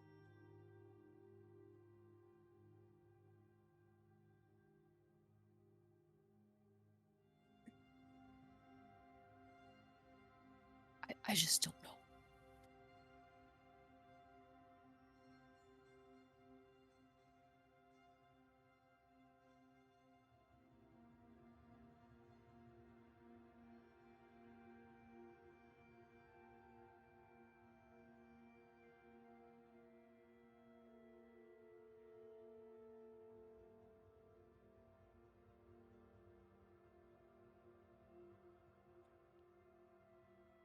Anybody else?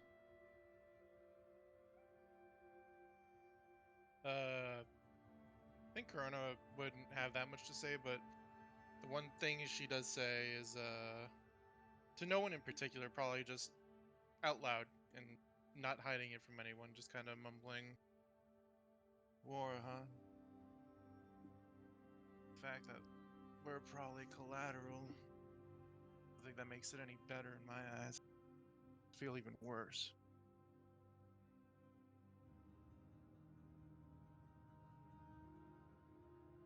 That's the That's it. case. Why go through us? Easy to go around us. Or even a fighting. Fighting Saphinus?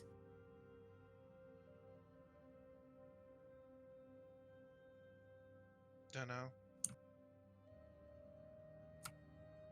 Well, they were gathering up people and not just executing them, right?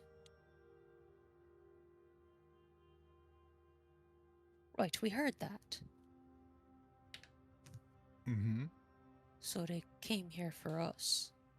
Not literally us, you and I, but they came for the people. 'Cause Greenwood's, I don't know, a nowhere, a nothing. There's spirits nearby. Maybe they came for the spirits.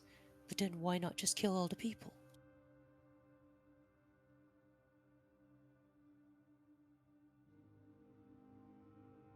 Maybe Ender needs something. I don't know. But I can tell you this much. Some of our people, our friends, our families, have been taken by those filthy fucking little mechanical beasts. Who's going to help them? It's not going to be these guys. They're here for, what? Reconnaissance and rescue?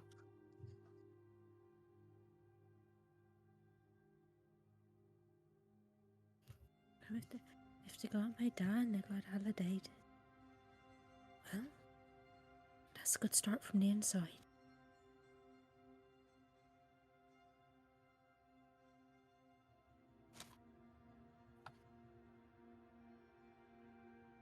They're quite smart.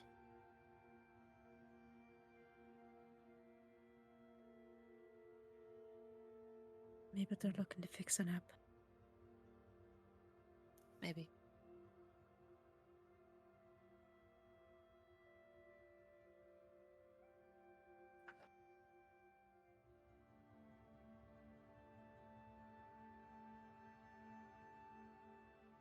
Buddy, I need you to tell me something real quick. And she looks up with wide eyes. It'd be a stupid decision to try to go save our friends, family, loved ones, etc., right? It'd be a stupid decision. Corona steps in. Right blinking lost. Alright. What if we got a little help with that? Hottie kind of leans in. How little? And she looks at the little spirits. Like, where are we going with this? What I mean is, we got these guys here. We could ask them what they want to do about the situation. Maybe they'd want to help us. We can go in and help.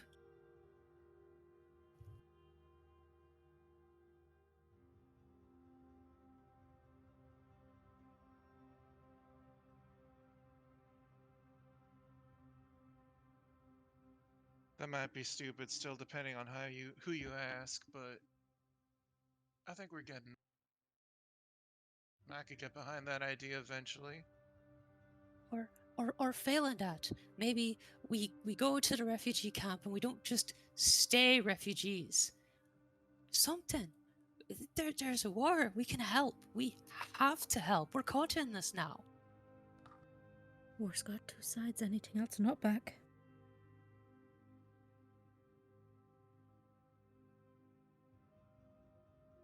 I don't know. I'm just talking because I'm angry and eating a deer that's been slathered in berries, and somehow it's the best thing I've ever had in my life.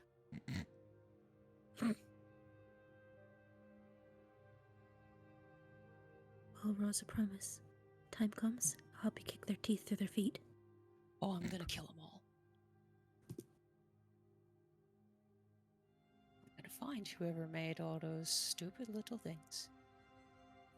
And I'm going to wrench his head off with my bare fucking hands.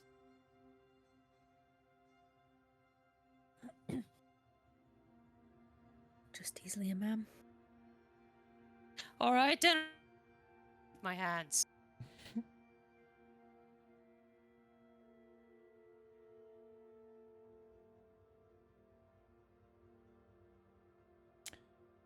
As you guys are talking, and people are milling about, getting ready, there is a resounding voice that booms and fills the trees.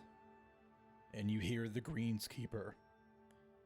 And in this earth-shaking tone, "The Emerald bows to no one." And then about 30 seconds later, you see the Strider captain coming back out, and he's just like running his hand through his hair, rubbing the back of his head. And he mutters something to himself. Anybody's passive perception that is over 10? I have an 11. Yeah. Yeah. I think everyone's over 10. Oh, wow. Right? Oh. Isn't it? Or is it 8 plus? It's perception That's- plus 10. Oh, yeah. Plus 1. All good. Wow, you guys all weirdly have 11? Mhm. Well- Or higher? That's I don't know why that's so strange to me, but fair. Good for all of you. Well, fine. Then you all, at some point or another, managed to catch the offhanded comment from the captain going, "And this is why they should have sent a diplomat and not a soldier to ask that of the Greenskeeper."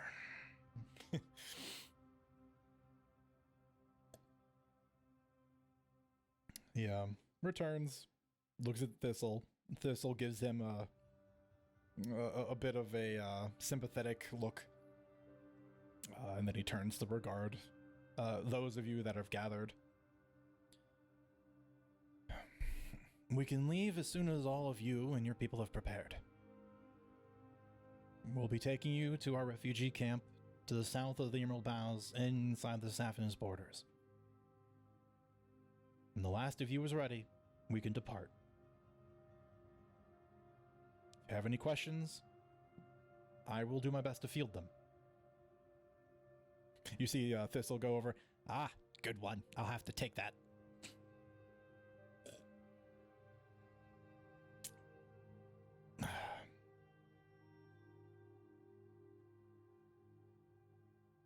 And the captain dismisses himself. He and his two remaining Striders go off to the, basically near the tree where they stepped out of originally. And the captain sits there, and you can tell they have a brief, just a huddle, and they discuss amongst themselves. The villagers, the survivors are getting their things ready, and you can hear there's chitter amongst everybody. Several of the kids are saying goodbye to various spirits. Clearly having made some overnight friends. And the moments leading up to your departure. Anyone want to do anything?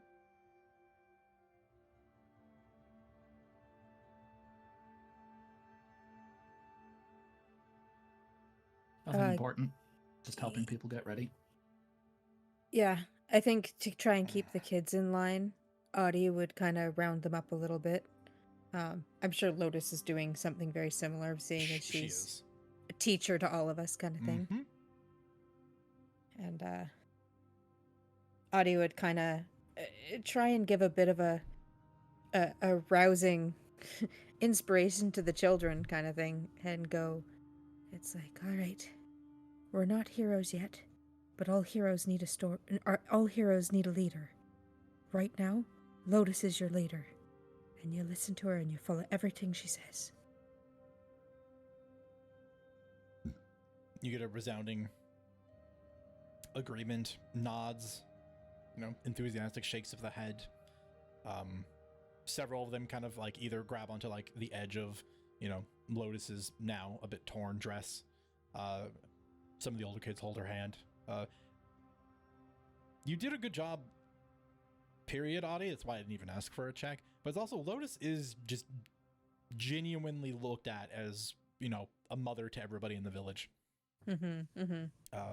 So most of the kids that aren't in the, snooty teenager phase almost always will listen to Lotus. It's the reason why nothing really has happened. But Lotus has the gaggle. I imagine even like, probably with the exception of Tiffany and Azel, like Delia, Durant, and Zine are probably all like falling in. I mean, yeah. I mean, honestly, and for the others, it's not for a lack of want. It's just they're autonomous. They have, yeah, and I think they feel like they could be best served helping other people. Yeah. Young, physically able. And yeah, when you do that, Audie, and again, rallied together many of the kids, of which, several spirits are also kind of like herding kids, so they're sort of sticking nearby to make sure they don't wander off too far. Lotus will give you a nod and a wink and mouth to you. Thanks, dearie. And she gives like a bit of a curtsy. Okay. We got Titan. We got Audie. Anybody else? Anything you wanna check off before your departure? Nothing of significance. Yeah, same here. I think the only thing would be that Krona would. I mean, she knows that her pa's filling in, her mom with like what's going on because he's part of the council. So she's just gonna quickly drop by, make sure they're doing okay, and she's gonna, if she didn't do it in the morning, she's gonna let them know that she's got something from the tree spirits and say, we've been working our asses off these past couple of days, so figure we deserve a little treat. It's not pie, but it'll do the job now that we don't have farmer's gum anymore. And she's gonna show the what the little treats that the spirits presented to her, and just hand out some for them and take one herself before getting to work and making sure that everyone's ready to go. Yeah. And I don't think there's been an interaction you haven't had with your parents, Corona, where they haven't basically ended it with both hugging you before letting you go. Yeah. I figure it goes without saying, so that's why I'm not like constantly going back to it. Yeah. But yeah. Just highlighting it so everyone knows. Yep. Yeah, but you immediately go back to the duties that you had even in the village, which is just, being watchful, being the guard, and keeping things in control and order and orderly, and making sure no one gets left behind or nobody gets hurt. Fair. I guess last but not least is Lilith. Well, once everybody kind of like separates to go make sure they, are bringing everything that they brought into this place, she's gonna kind of just awkwardly shuffle over to where the Striders are. And after getting within like a few feet of them, she's gonna clear her throat and just say, "So, how is Galanthos lately?" You'll see the The two Striders that are still enshrouded will turn and look at you, and you can, see their eyes peering at you through their helmets. The captain will turn, because his back was to you, and he'll turn to face you. It is fine for now. We are putting preparations in place in case the worst is to come. But as of right now, we are dedicating many of our resources and soldiers to help Bellwind repel the attack. I imagine a lot of the army has been moved that way then? A large sum of it, yes. But many units, like mine, have been sent out to gather more intelligence and information as to the movements that are currently happening on Kendrasa. To make sure that nothing slips by and no further distress needs to be brought upon anyone else. She nods and kind of pauses for a moment. Do you happen to know if Ilyana Elana was sent to Bellwind?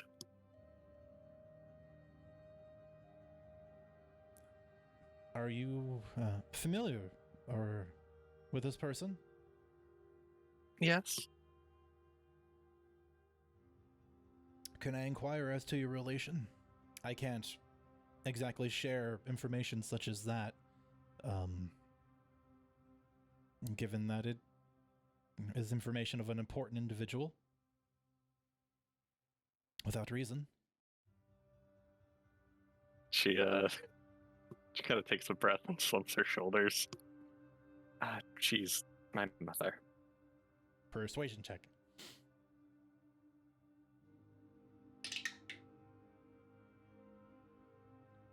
Perfectly average. 11. Mm-hmm. You'll see the captain cast a glance over his shoulder to the other two Striders, and you see one of them nod, and he looks back. Yes, I can see the resemblance. I suppose. Then he, sort of pantomimes the gesture towards his face, along, the bridge of your nose and your cheeks where your freckles are. Those would be indication enough to understand who your father is, which can confirm that better than anything else. As it stands, no, your mother has not been deployed to the front lines. She is currently acting as head of the War Council, the commander, establishing what needs to be done first, but she is planning to move to the front lines after some time has passed, once we've better understood where her abilities will be needed.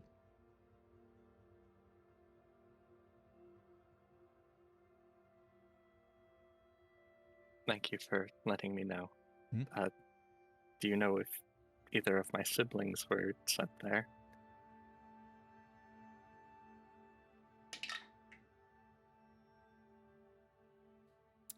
Again, you see them all sort of pass looks amongst themselves, sort of, trying to confirm information between themselves. As of yet, we have no confirmation as to the deployment of either of your siblings. But there is an understanding that they are being dispatched for a mission soon.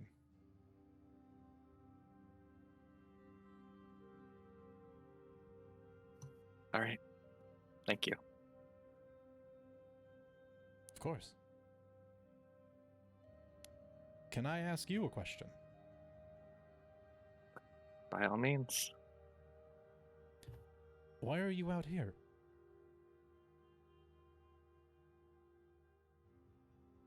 That's a long story.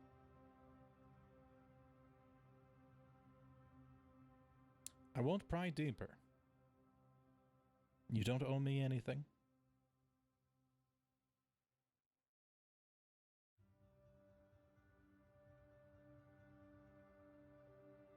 short of it is that I went on a bit of an expedition and ended up in Greenwood.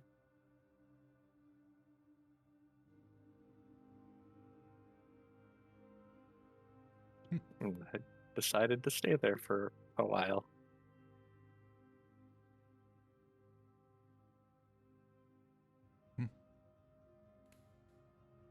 Well, it is easy to get lost in a place like this. For the better, that is. As in, I can understand why you would decide to take some time away. I suppose I express my sorrow in the fact that you couldn't return home under better circumstances.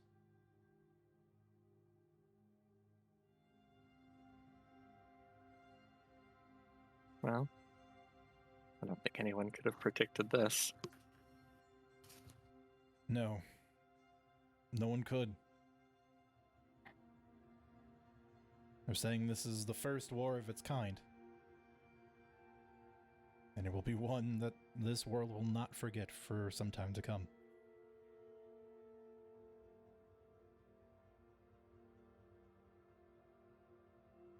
Right. Well, I'll go make sure that everyone is ready. Thank you. Yes, do that. The sooner they're Sure. ready, the sooner we can depart. She will awkwardly shuffle back off. Mm-hmm. Okay. We'll skip through about 20, 30 minutes. Eventually all the Greenwood survivors are brought together. All their various, baggage and goods that have been strapped to or fitted into bags or sacks. All of the kids have been wrangled together with, one or two errant ones being ushered in by a handful of, young tree spirits. At the front are the 3 Strider commandos that have been here waiting.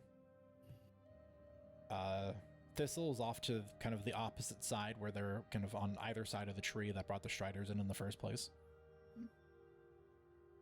And Thistle will kind of look, kind of give an affirming nod, like he's happy with how everything is here. Then it will turn and speak to one of the tree spirits that are near him. And it will bounce its way up towards the tree, and then just it looks like it rears back to headbutt the tree, and as it does, it rolls into it, and you watch as the wood and bark peels and falls away towards the center until a rift is torn open. All right, all of you, it is now time to depart. On behalf of the Greenskeeper, we thank you for treating this place with respect and courtesy. Should you find yourselves within our care again, make sure to pay respects, for the Emerald bows to no one. And with his staff will gesture for the Greenwood survivors to begin their departure.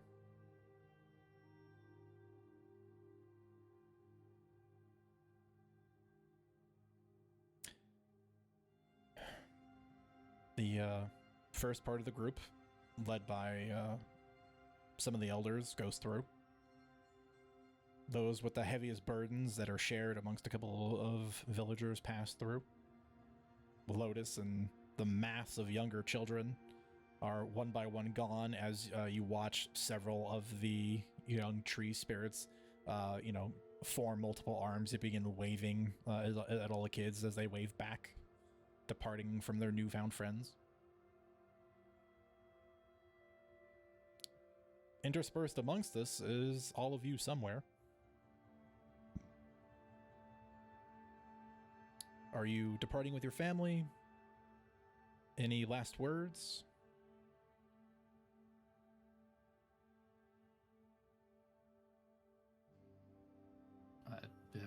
Titan will just call to Thistle.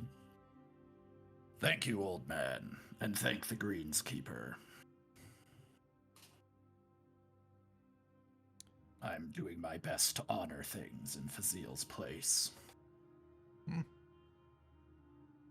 Then know that you have done well, Titan. Perhaps consider bringing an offering next time. All right. Thank you for upholding your end of the tree, T. This one, I'm gonna miss you. Write a letter. You know, send one occasionally.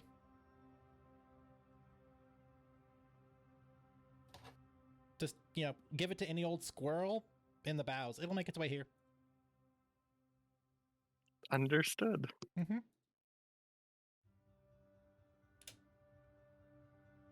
I knew those squirrels weren't normal. Yes, the mailmen of the Squirrels forest. always know more than you want them to. Should have known since last campaign.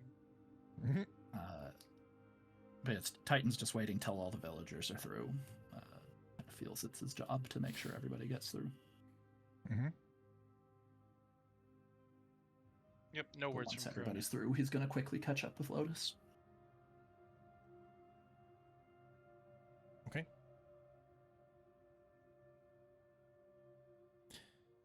Eventually, the last denizens make it through.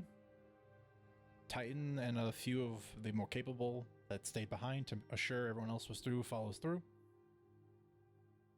And as you all pass through and arrive on the other side, the sudden rushing forward as you step through the tree portal and arrive on the other side, you've arrived to an overlook where down below, in a very broad valley, you can see two very distinct camps that have been built, separated by a line of brightly colored tents and various other things that have been erected in the center, kind of quite literally a line drawn between them. You'll notice that those of you that stayed in the front of the group, there is somebody that is speaking to one of the council members. They approached the group initially as you arrived. They are dressed in black and dark gray and white robes. They have this black makeup painted of their eyes that appears to be tear stains running down their cheeks. They hold a large ledger in their hands despite their somewhat smaller frame. And you can tell that they're taking down names. For those of you that were there, you heard the quick exchange of this individual saying that they were here to take note of the survivors and where you are from, relevant skills and abilities, and that you would be separated into one of the two camps below, of which they represent essentially what you're here to do. In this refugee camp, there are two groups here, separated into the Lyra camp and the Connell camp. The Lyra camp is for civilians, non-combatants, and supportive roles such as craftsmen, cooks, hunters, things to gather supplies or make things for people that will be fighting. The Connell camp is the camp that is meant for all of the non-Saphinus affiliated military organizations that have arrived. Mercenaries, basically. Soldiers of fortune. And you can kind of see a bit of the difference between the two camps just from this high rise you're on. They also note that in the center of the camp, the line that has clearly divided it, that there are several various organizations that have arrived to meet various needs of those here in the camp, including a tavern, a brothel, a merchant's guild, and various other craftsmen that have brought their trade here to offer those peoples here. They announced that as a member of the Orphan's Refuge, a organization that is blessed by the Orphan, the god of war, they will take care of any wounded that you have. They will provide you with the necessities you need to survive day to day, such as tents, clean water, and food. but they do tell you that the water and food, while it is essentially always available to you and pretty much unlimited, it is not good. It is food that is magically created, and as such, it basically lacks everything that isn't nourishment, including consistency and flavor.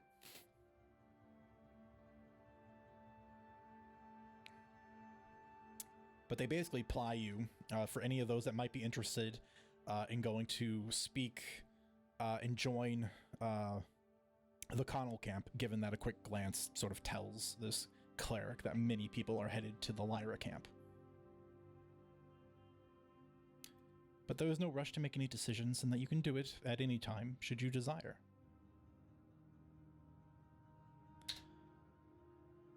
Now, if you will all please follow me, I will take you down towards the camps and find a place for you and your people to settle. If you have not yet given me your name, or you do not think it has been reported, please come and speak to me. If at any point you need something from the Orphan's Refuge, you can find us in the tent on the edge of the center line outside of both of the camps.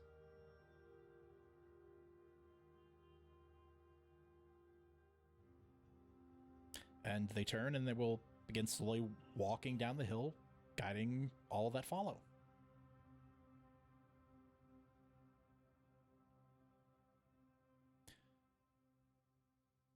When you get to the bottom of the hill, you immediately see that, from the top, you knew the camp was quite large already. You're looking at, probably low thousands. Way more than probably you expected to be here at first, given how new this seems to be, this conflict that has suddenly brewed. The mercenary side of the camp is smaller by comparative to the civilian side of the camp.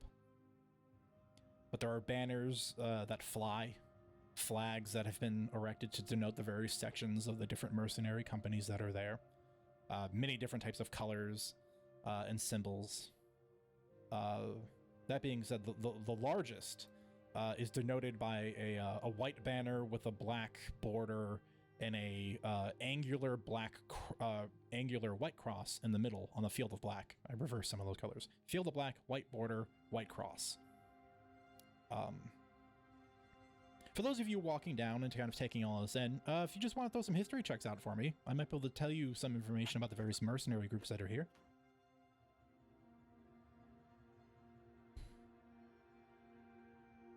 27.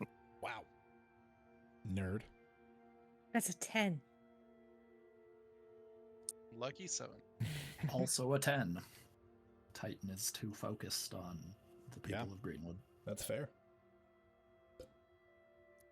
14? Okay. So for Roz and Lilith, the aforementioned white cross on the black field, the mercenary company is extremely well known across Kindrasa, and their name is aptly the White Cross Company.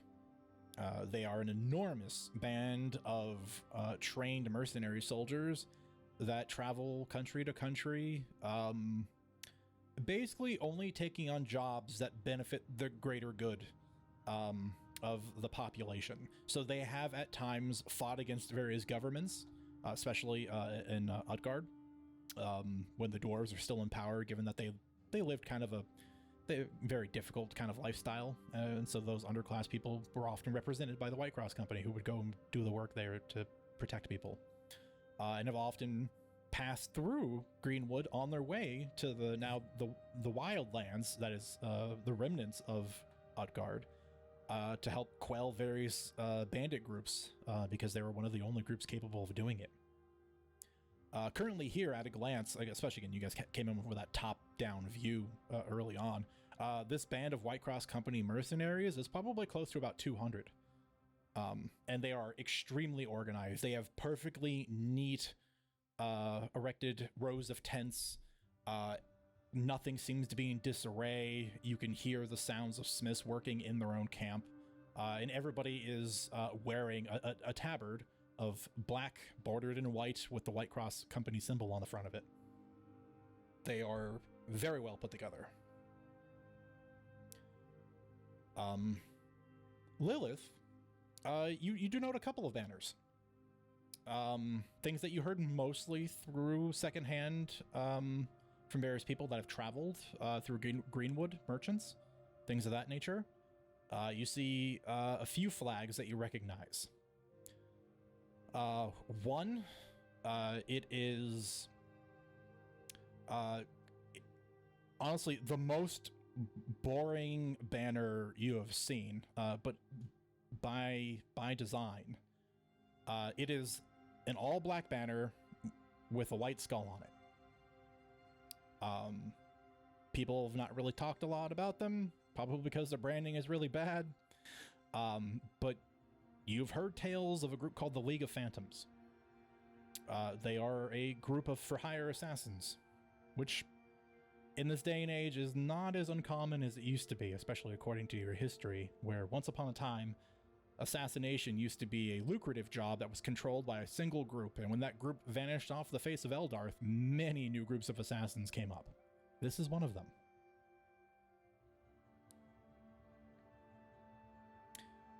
The next one is a taupe banner bordered in red with a book opened that has a fire blazing in it, aptly named the chapter Fire.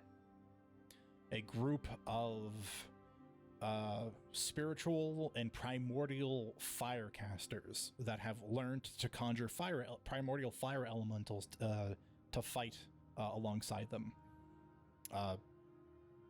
They are not so much, flashing on, more, ash and smoke and fire, and that they are very well known to just decimate places that they go, reducing things to just ash.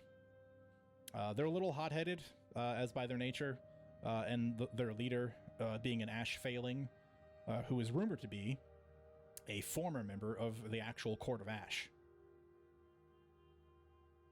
Everybody is gifted in some way, shape, or form with the ability of fire and primordial magic, and most tend to steer clear of them.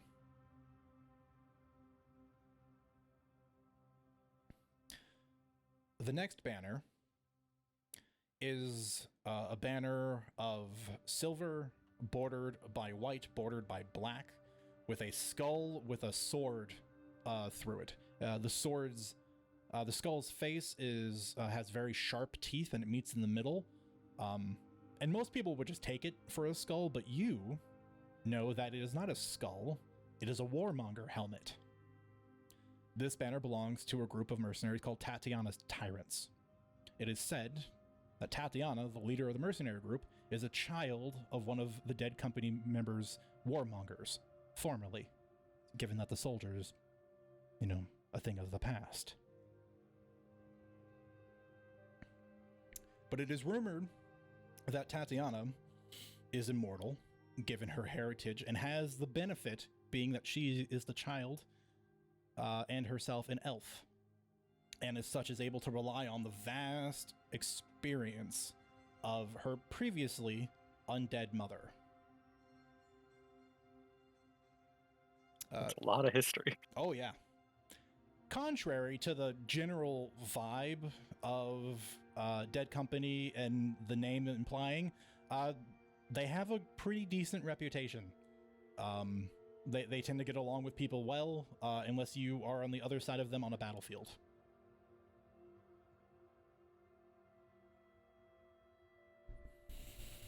The next banner in line is on a field of green, trimmed by silver.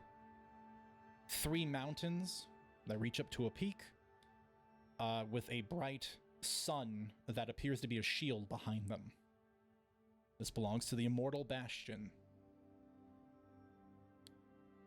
They are somewhat new and mostly just kind of rumors, but the thing you have heard is that they are led by a former priestess candidate from Valis and a now defunct Valis Paladin. The rumor going around is that they're traveling to prove the priestess's worth, so they can return to the remnants of Valis and have her take where she rightfully belongs. A position that she was denied.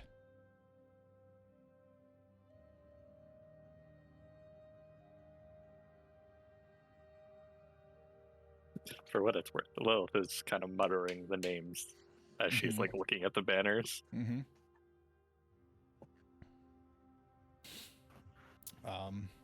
So those are at least the mercenary companies to speak of. You do note a couple of other banners that you're not familiar with. Perhaps given a further opportunity, something might spark your memory. A lot of you are taken to the western side of the camp, aforementioned the Lyra camp. There is a section on the further outsides where you see several individuals that are clad in the same colors as this cleric that has been leading you, begins to rapidly move several of the erected barricades in Dragon's Teeth further out to accommodate additional space for what they believe to be the right amount of tents for the newcomers of Greenwood.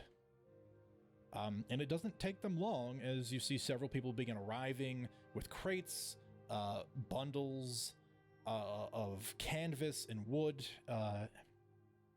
and stakes, and without even really much question, they just begin setting up tents and then begin creating an area for you all to reside in. The cleric that led you here will turn and just kind of speak to the larger part of the group, but at least to those council members that were closer up front. This is where you will be staying for now. Any needs you have will be met. Food and water. There are 3 meals each day. You will always have something to eat. We are currently working with another group known as Serenity's Dawn. They are bringing in fresh food, vegetables, fruits, animals from another part of the continent, and they will be helping to feed you all to make sure that your time here can be as comfortable as possible, given that you have been denied such a thing up until now. Does anyone have any questions they would like to inquire of me before I depart?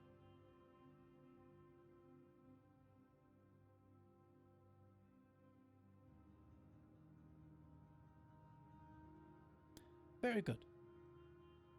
If you need me, I will be in the tent for the Orphan's Refuge on the southern side of the camp. You may come find me and ask for Mortis Staria. I will tend to any needs you have. May the orphan's tears bless you. And they snap shut the big book, hold it to their chest, and then begin walking to the southern side of the camp as you see all these workers just diligently erecting tents.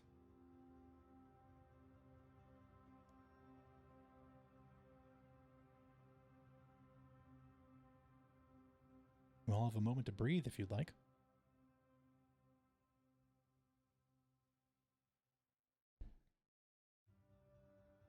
Was anybody else thinking that this place might be a little, not like a prison camp? It's a bit stifling.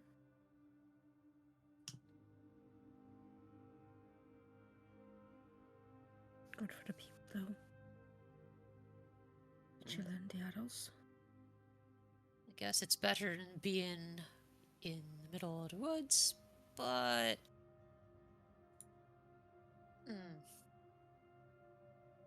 Feels like sitting pretty. Well, maybe we can do something to help around here. I don't know. Anything to not focus on the fact that there's a war. A whole war. A whole godforsaken war.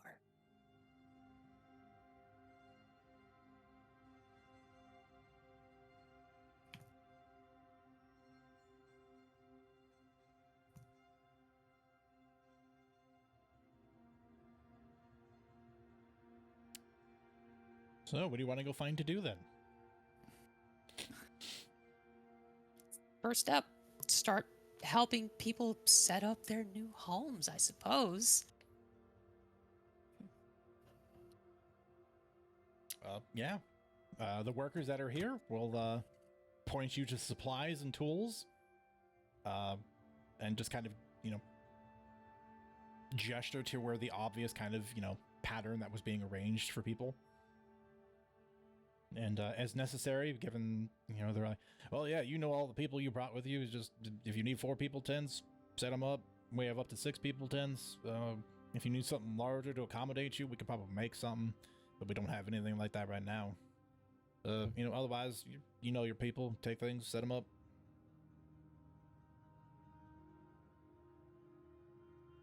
We've got a few craftsmen amongst us. Where do you want them to go to help out? You trying to look to make money, or are you just here to do some work? Work, help, improve conditions, literally anything. All right. Well, like I said, if you want to make coin on the side, the Guild and Rose Merchantry is hiring craftsmen. Otherwise, there are several craftsmen on the northern side of the camp. Smiths, tailors, tanners, leather workers, you name it. A lot of stuff to be made to care for this many people. Great. Thanks. Yep. And I don't know about any of y'all, but if any of you are able-bodied and looking to maybe go do fighting instead of sitting around here, go talk to the guy in red. He is the liaison for all the mercenaries and does all the organizing. Fighting, you say?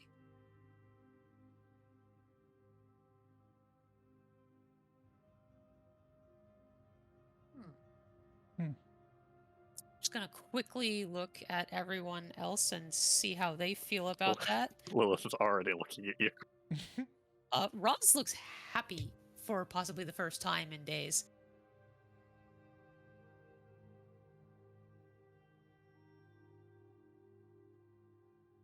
All right, well, I'm going to go talk to the guy in red. I'll go with you.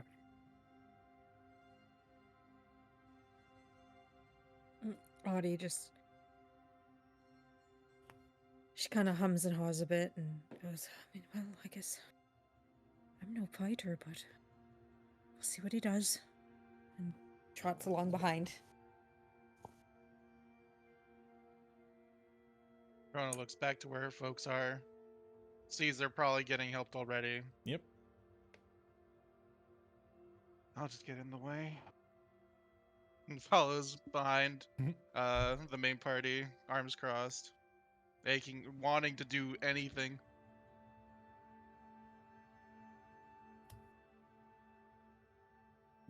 Titan's going to talk to the council and ask them to gather everyone from Greenwood so we can talk to them after everybody's eaten and gotten their tents set up. Mm-hmm. So he wants to talk to everybody in the evening. Yep. They'll pass word Otherwise, around. he's helping people out until then. Okay. And again, spending as much time as he can with Lotus. Mm-hmm. Mm-hmm. All right. Well, I dare say we're gonna follow the 4 youngins, if you will, as you walk through the edge of the Lyra camp, moving towards the center.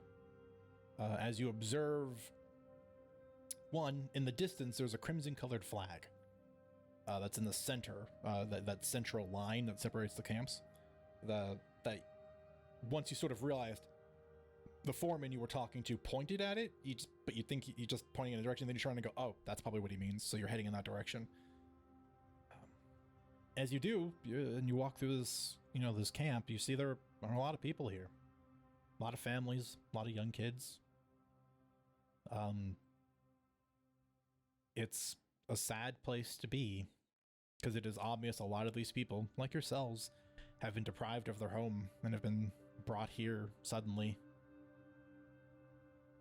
There are children that are uncomfortable and scared. There are adults that are uncomfortable and scared. And much like yourselves, a lot of people just looking for things to keep themselves busy. eventually you get to the center of the camp. There's a picket arranged, these wood barricades, but there's a gate, just an open section of it that leads towards the center, where you can tell all the tents here, or the various things that are erected here, are brightly colored. To the southern side of this central lane, you can hear somewhere not too far off, there's music playing. And you can tell when you look down that southerly tract, you can see there's a large sum of people gathered around a partially canvas, partially wood erected structure. To the north, there's a tent that stands out because of how just starkly black the entire thing is. And it gives off a sheen like it's suede or satin. It has these huge, coiled, like wine red, like tassels at the front where the entrance is drawn closed. But there's clearly a sign erected out front. Otherwise, no one to be seen around it. And beyond that, there is a whole structure that appears to have been built. And it is covered in a sign of a golden rose, which you may or may not remember the mention of the Gilden Rose Merchantry, a merchant group that was said to be providing supplies to the two camps. However, in the middle, some 20-25 feet away from you, is a small raised wooden platform with a single desk on it where the red or the crimson colored banner is attached to. And there appears to be an elf wearing a cloak of the same color sitting behind the desk with a bunch of papers scrawled across it.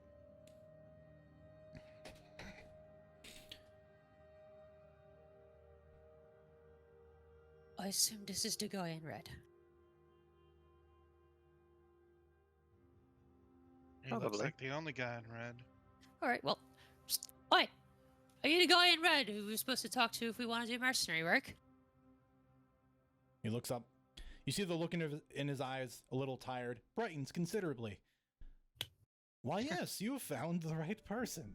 Oh, very good.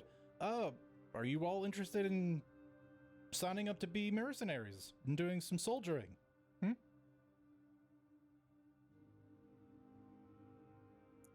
Personally, yes. I'm not going to speak for the three of them. Count me in. Yeah. Well, you know, for those of you maybe not entirely certain, you listen to the pitch first, and from there we'll see how you feel about it. All right? No reason to commit to anything you don't need to yet. So, first and foremost, he pushes up the chair screeching on the wooden platform, walks to the front of the desk, kind of, you see this crimson cloak kind of flourish behind him. He's dressed in traditional elven training attire, this sort of crisscrossed, kind of like gi-styled clothing. He wears a set of shoulder pauldrons that the cloak is strapped to. On his left hip, he carries two curved-bladed swords, and he's got a set of broad, round glasses on his face, long hair that goes down to about his mid-back. You'd think if he actually didn't have it high up in a ponytail, it might even compete with a Lilith. So, allow me to introduce myself. I am Covert. I am an adjutant, a agent for the Vigilante. Allow me to ask a simple question to all of you. I see you've arrived recently, and given where we are, I can take another shot in the dark that at least one of you here are extremely pissed off about your circumstances. Am I right? Ross That's raises her hand right. so fast. Then we have an understanding. Now, none of you need to be religious. None of you need to understand anything about me or the God that I serve. But I do want you to understand that the Vigilante, previously another god, who was the god of justice in our world, gave up his title and his immortality and walks on the earth now because justice needs to be exacted by, well, people capable of actually doing what is right. You, me, and now the vigilante. You've had your home taken away, I dare assume, and I'm sorry to hear that. A terrible thing has happened, and I'm sure all of you aren't quite privy to the details yet, but you'll learn soon while you're here. I, as an agent of the vigilante, I liaise with the military in Saphinus and the other mercenary groups here. We get given assignments that the Saphinus military doesn't have resources to deal with, and I send those mercenaries out on those missions. When you come back, you are paid for your work. Anything you find there you get to keep unless it is relevant to intelligence on the enemy. So you can get paid well and have an opportunity to fight back against the people that have done you so terribly wrong. If this interests you, please step up to my desk. With zero hesitation, I step up. Lilith will follow. Rona takes a deep breath. Her arms are still crossed, but she'll follow up after the two of them.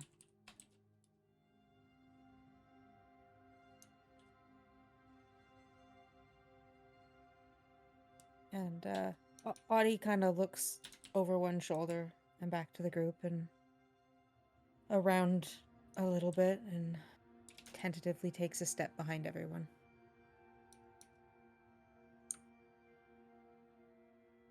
All right. Now that the pitch is done, I can be a little less flamboyant about it. The rules are very simple. You are volunteering to be sent on missions that can risk your life and will require you to possibly take the lives of others. With that knowledge, do any of you want to step back?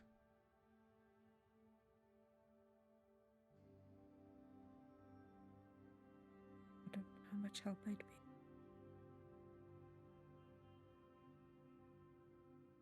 Audie, if you don't want to do this, it's okay. It's not about wants. It's not about will. It's about able. Tree, you've fought. I know what hand to hold. Not much good at swinging it down. No one's going to make you do this. But... and first, I'm going to say, I know that you're more capable than you think you are. Second, I'll protect you. Third, who's going to stop me from making awful decisions if I go off with just Lilith and Corona? Lilith will make them with Corona. me. Rona smirks. She wasn't going to say anything. Alright, fine. Well, I could use 2 babysitters, couldn't I? I never claimed to stop you from making bad ideas. I just go along for the fun. Some part of this might be fun. I'm not going to make you do it. I'll just miss you if you don't. And Audie look at Covert. Mm-hmm.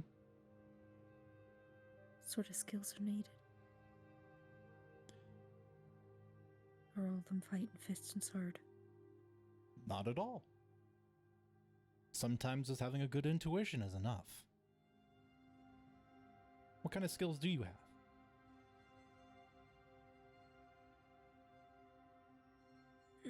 And she kind of clears her throat.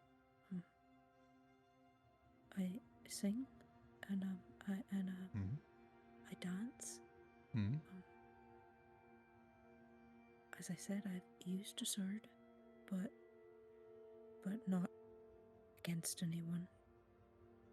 Sparring practice now. Mm-hmm.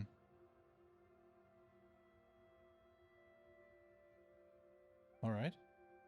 Well, And a dance. it has its uses. I dance as well. Let me say this, if I will. If I can. If I may. In the areas that you think you all lack in, there are individuals here that are willing to help you refine those skills. It is my job not only to liaise, but I also help train anyone that wants to fight that has no prior skill sets. You wouldn't be the first, uncertain of your abilities, to come here and want to do something with them. And in where I can't take care of them, there are volunteer members from the White Cross Company who will take individuals and, well, put you through a proper boot camp. And if I may, you don't necessarily know me or my reputation as of yet, but I will vouch for them in that I assure you that I've seen them produce plenty fine fighters in a short period of time. And then he stops after he's clearly speaking to the lot of you, but then he turns and looks at you specifically, Audie. Do you think that your friends, and he gestures to the other three, would find themselves in danger less if you were with them?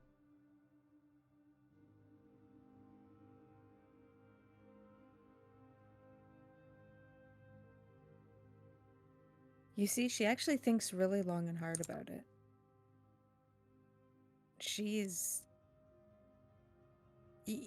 He could tell that she's not quite sure. Like, she's not sure that she would keep them safe. And depending on the situation, she's not entirely certain that them trying to protect her would be a good thing either, right? Mm-hmm. She really doesn't know. Like, there's this willingness, but she's like, I don't know. Like,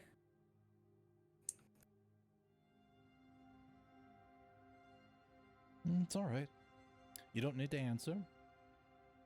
And I'm sure your friends have opinions of their own.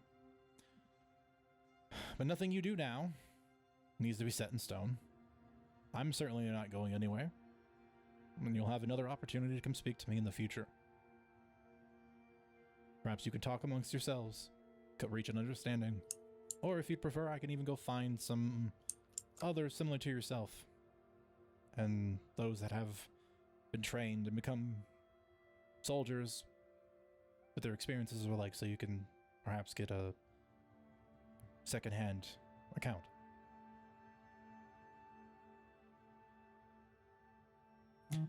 For those of you interested, if you'd be so kind to sign my book here, your name, where you've come from, any relevant skill sets you believe to have, and areas you would like to improve in, so that way I can find the appropriate trainers to help you guide you down the right path.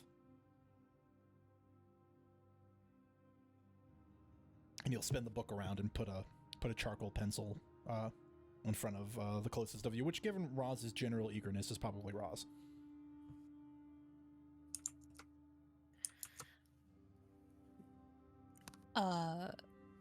Roz steps up so quickly, so eagerly, picks up the pen. There's just the briefest amount of hesitation where she says, I've been waiting my entire life for a chance to do something like this. To get out to Greenwood, see the world, and just... This isn't how I thought I'd get it, you know? Unfortunately. But at least you're taking steps to do something to make the future for everyone else that you came here with a little better. Yeah. And by the vigilante, maybe I can make something happen to the people who took my home.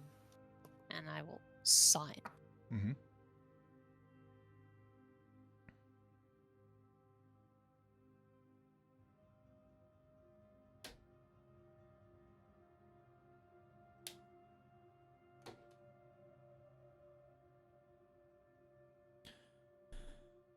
All right, who's next? Lilith will step forward and take the charcoal, sign her name, and jot down a small list of things she wants to work on.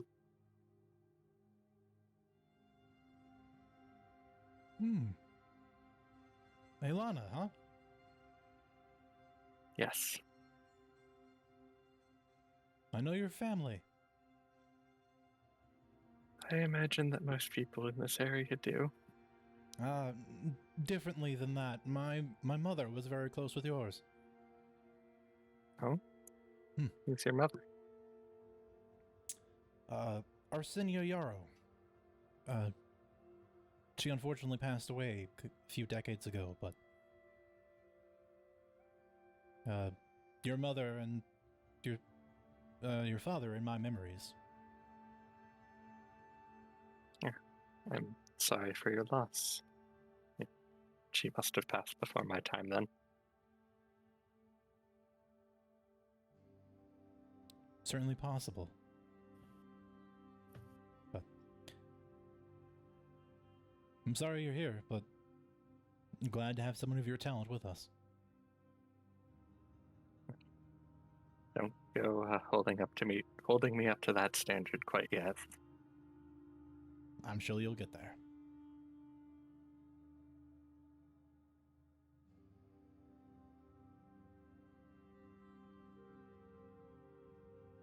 She'll kind of hold the charcoal over to Corona when she's finished. Okay. Corona will take the charcoal and place the little parchment in front of her, looking at it for a moment, and then she'll say, before signing it, Mm-hmm. let me make one thing clear. Mm-hmm. I'm not here to fight anyone else's war. I'm not here to go doing the killing for other people, if that's what it's about. But something tells me that the thing that's going on here with all these other people, it's not an act. Otherwise, you guys are a great circus. But there's one thing that Greenwood taught me, and that's that being selfish is gonna get you nowhere. And somehow I doubt this war is gonna stay self-confined to being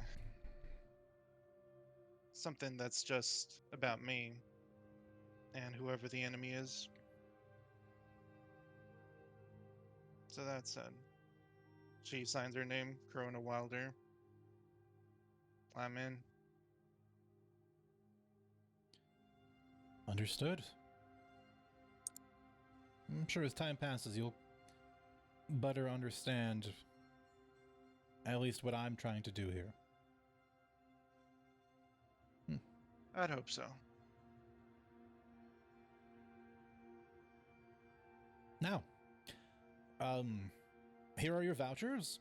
And he reaches into a belt pouch and pulls out like a flip book and just tears out 3 pieces and hands each one to Roswin, Lilith, and Corona. These are your mercenary vouchers. If you take them to the northern camp where all the craftsmen are, they allow you to acquire 500 silver worth of equipment. Whatever it is you want. Weapons, armor, climbing supplies, explosives, firearms. If it's within that range, it's yours. And don't be afraid if there's something you don't quite understand or don't know how to use. As I've said, there are people who are willing to do training if you're willing to put in the time and effort. Likewise, if there's something that isn't there that you want, feel free to ask a craftsman to see if he can have it made for you.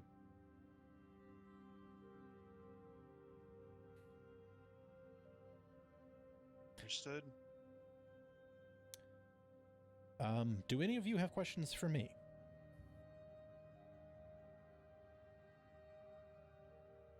Don't think I do. Just one. Mm-hmm. I love your cape. Where'd you get it? Adjutant standard issue. What would I have to do to get me one of those? Go talk to the vigilante. Good to know. There's an oath and a swearing-in ceremony. Fair warning, though, a good deal of us have, like, very traumatic, tragic backstories, so I think that's kind of a requirement as well. I don't think it actually is, but it seems to be the type we attract. Well, I am in a refugee camp. You Well, can then- probably assume we have one. You can at least check off one of those boxes, then. But if the boss man ever comes to visit from the front lines, I'll be sure to let you know. How long should we expect until we're called upon for something? So, this is a good point. After you've acquired your gear, if you require any training, I'll find you trainers. After you have told me you are comfortable to go on a mission, I will begin assigning you immediately. There's a mercenaries meeting every morning where I, and the other heads of the mercenary groups here collaborate and figure out a plan for all the various missions we've been delegated to deal with.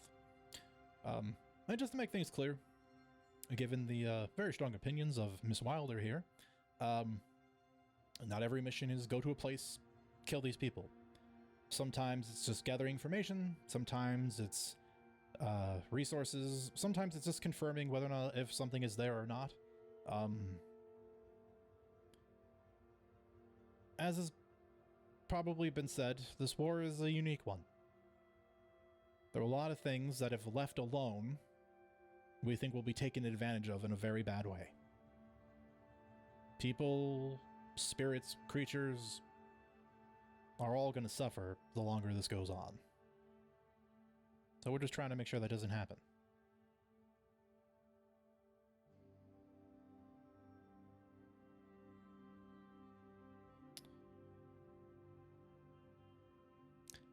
Anything else?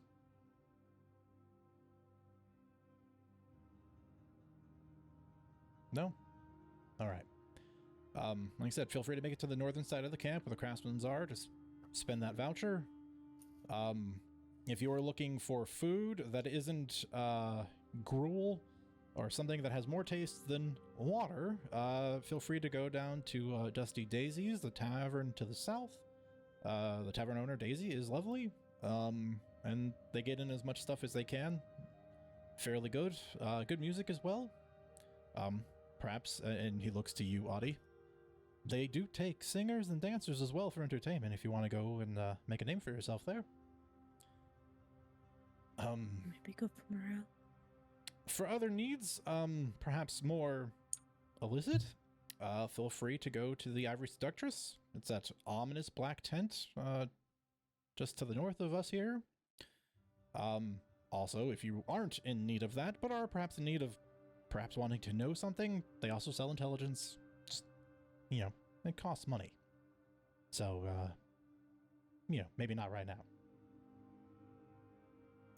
And for all your other needs, Gill and Rose Merchantry, they're bringing stuff into the camp all the time. But if you ask me, I think they're the biggest crooks here out of everybody. So deal with them at your own peril. Understood. Who was that he mentioned at the end? The Guild and Rose Merchantry.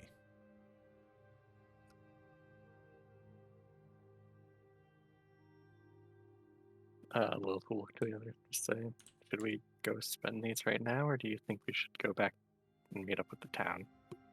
I think we should go back and meet with them first. Yeah, I'm gonna need some time to think on this. All right, let's go.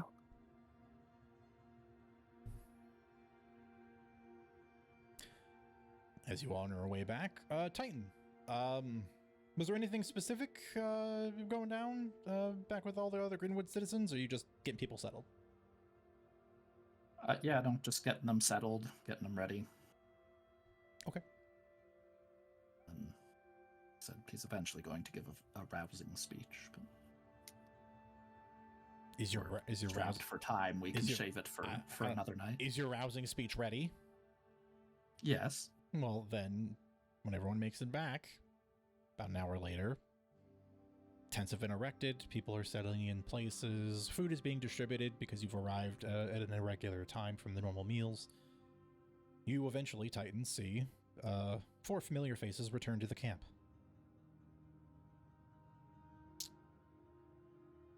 It's kind of around this time where, word gets passed around that everybody's going to come together to meet all 42 survivors of Greenwood.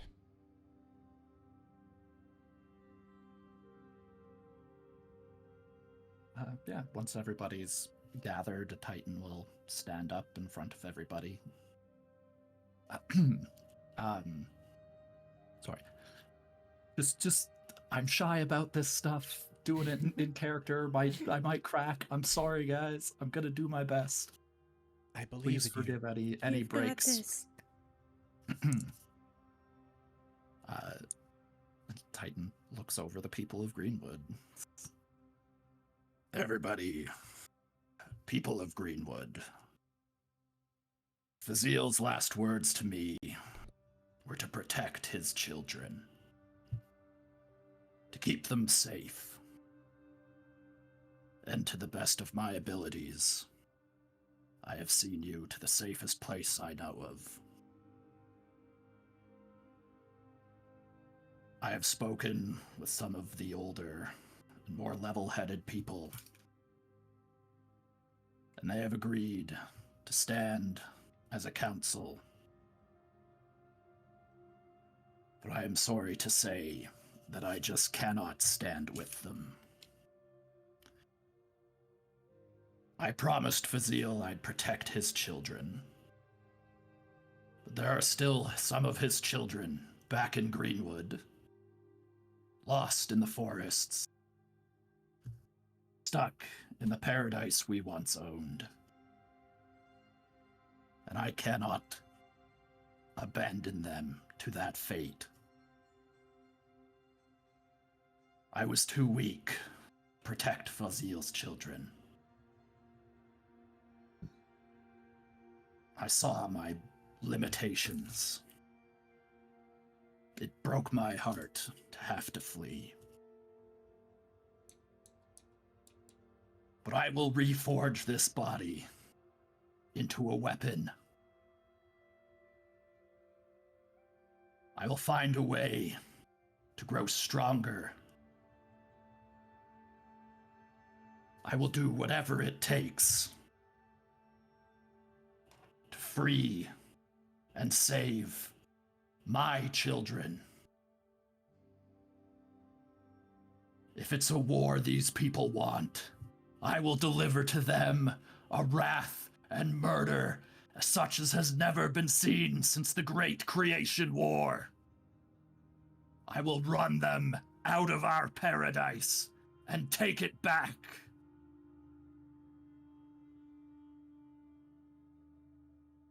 I want all of you to listen to the council. My beloved wife Lotus will step up and take my place on it. Stay together, as long as you live, and as long as you look out for each other. Greenwood lives. And when I return, I will have reclaimed Greenwood for all of us.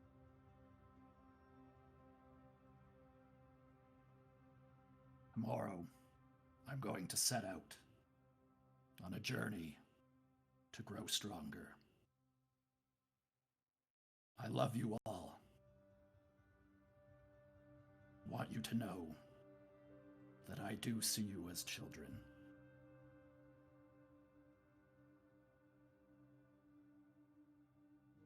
Goodbye, Greenwood. Titan steps down,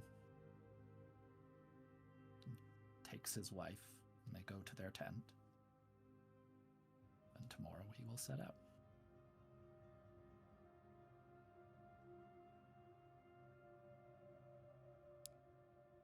And I think it is there that we will end. Golf clap. Indeed. Woo! I think you did great, Ben. Thank you. Very nice. Absolutely. Very nice. I didn't cry. You're crying, nerd. Yeah, so we're finished for tonight. You are officially in the Hunter's War Camp. We're hopefully by Except next for week. Artie. Except, well, no, you're still in the Hunter's War Camp. Oh, okay. I didn't know if the whole of Greenwood was there or not. No, I mean everyone's in the Hunter's War Camp. Most of Greenwood is in Lyra's camp.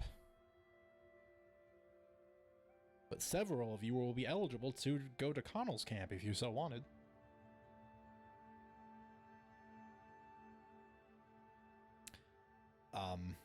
That being said, I have a bit of work between now and next game, but you guys will have, hopefully, by then a new landing page, along with a bit of an interactive map to allow you to select missions and things for you to pursue, which will give you different ideas of things to go do, so that way you can kind of pick and choose your own adventure.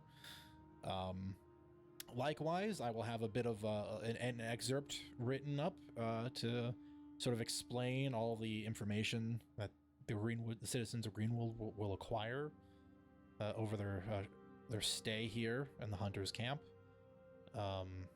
such as what it actually is happening. Some of it will be filled with a little bit of, conjecture and, rumor, but for the most part, the idea as to what is actually unfolding with the war that has happened will be revealed to all of you. And, yeah, you all will be able to sort of figure out what all is happening and what you're going to do about it. So, the end. That's that. Thanks for watching. We are finished, yes. Do it again. Thanks for watching. Good job. Is it Wednesday yet? I don't think we can do that. It's a different day. Legally distinguishable as Wednesday. Thank you. Yeah, like I said, we're finished, and we're going to be leaving shortly. Normally, I would send you all over to Dork Tales, but they're on vacation. So I'm just trying to find a person to go raid before I officially close down the stream. If anyone has a suggestion, I will take it. I mean, I've got a couple. I'll take one. None that we know personally, mind you. That's perfectly okay.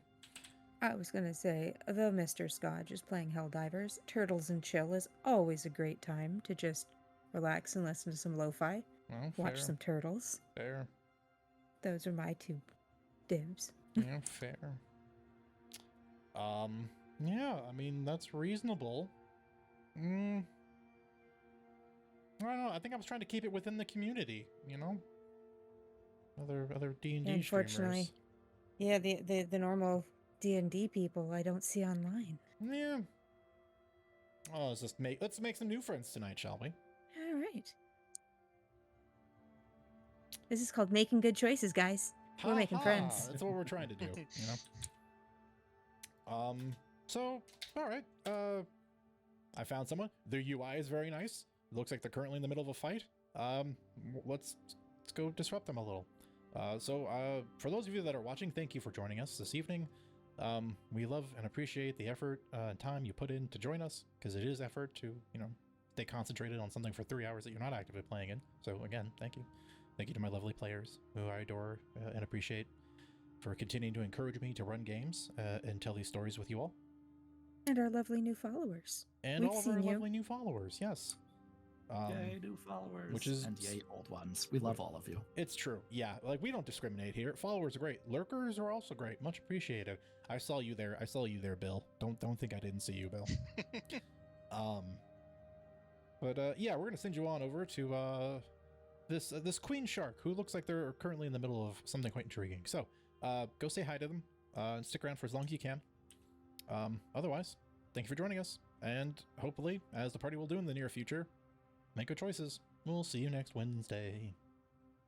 Bye. See you later, chat. Bye, my lovelies. Bye. Bye.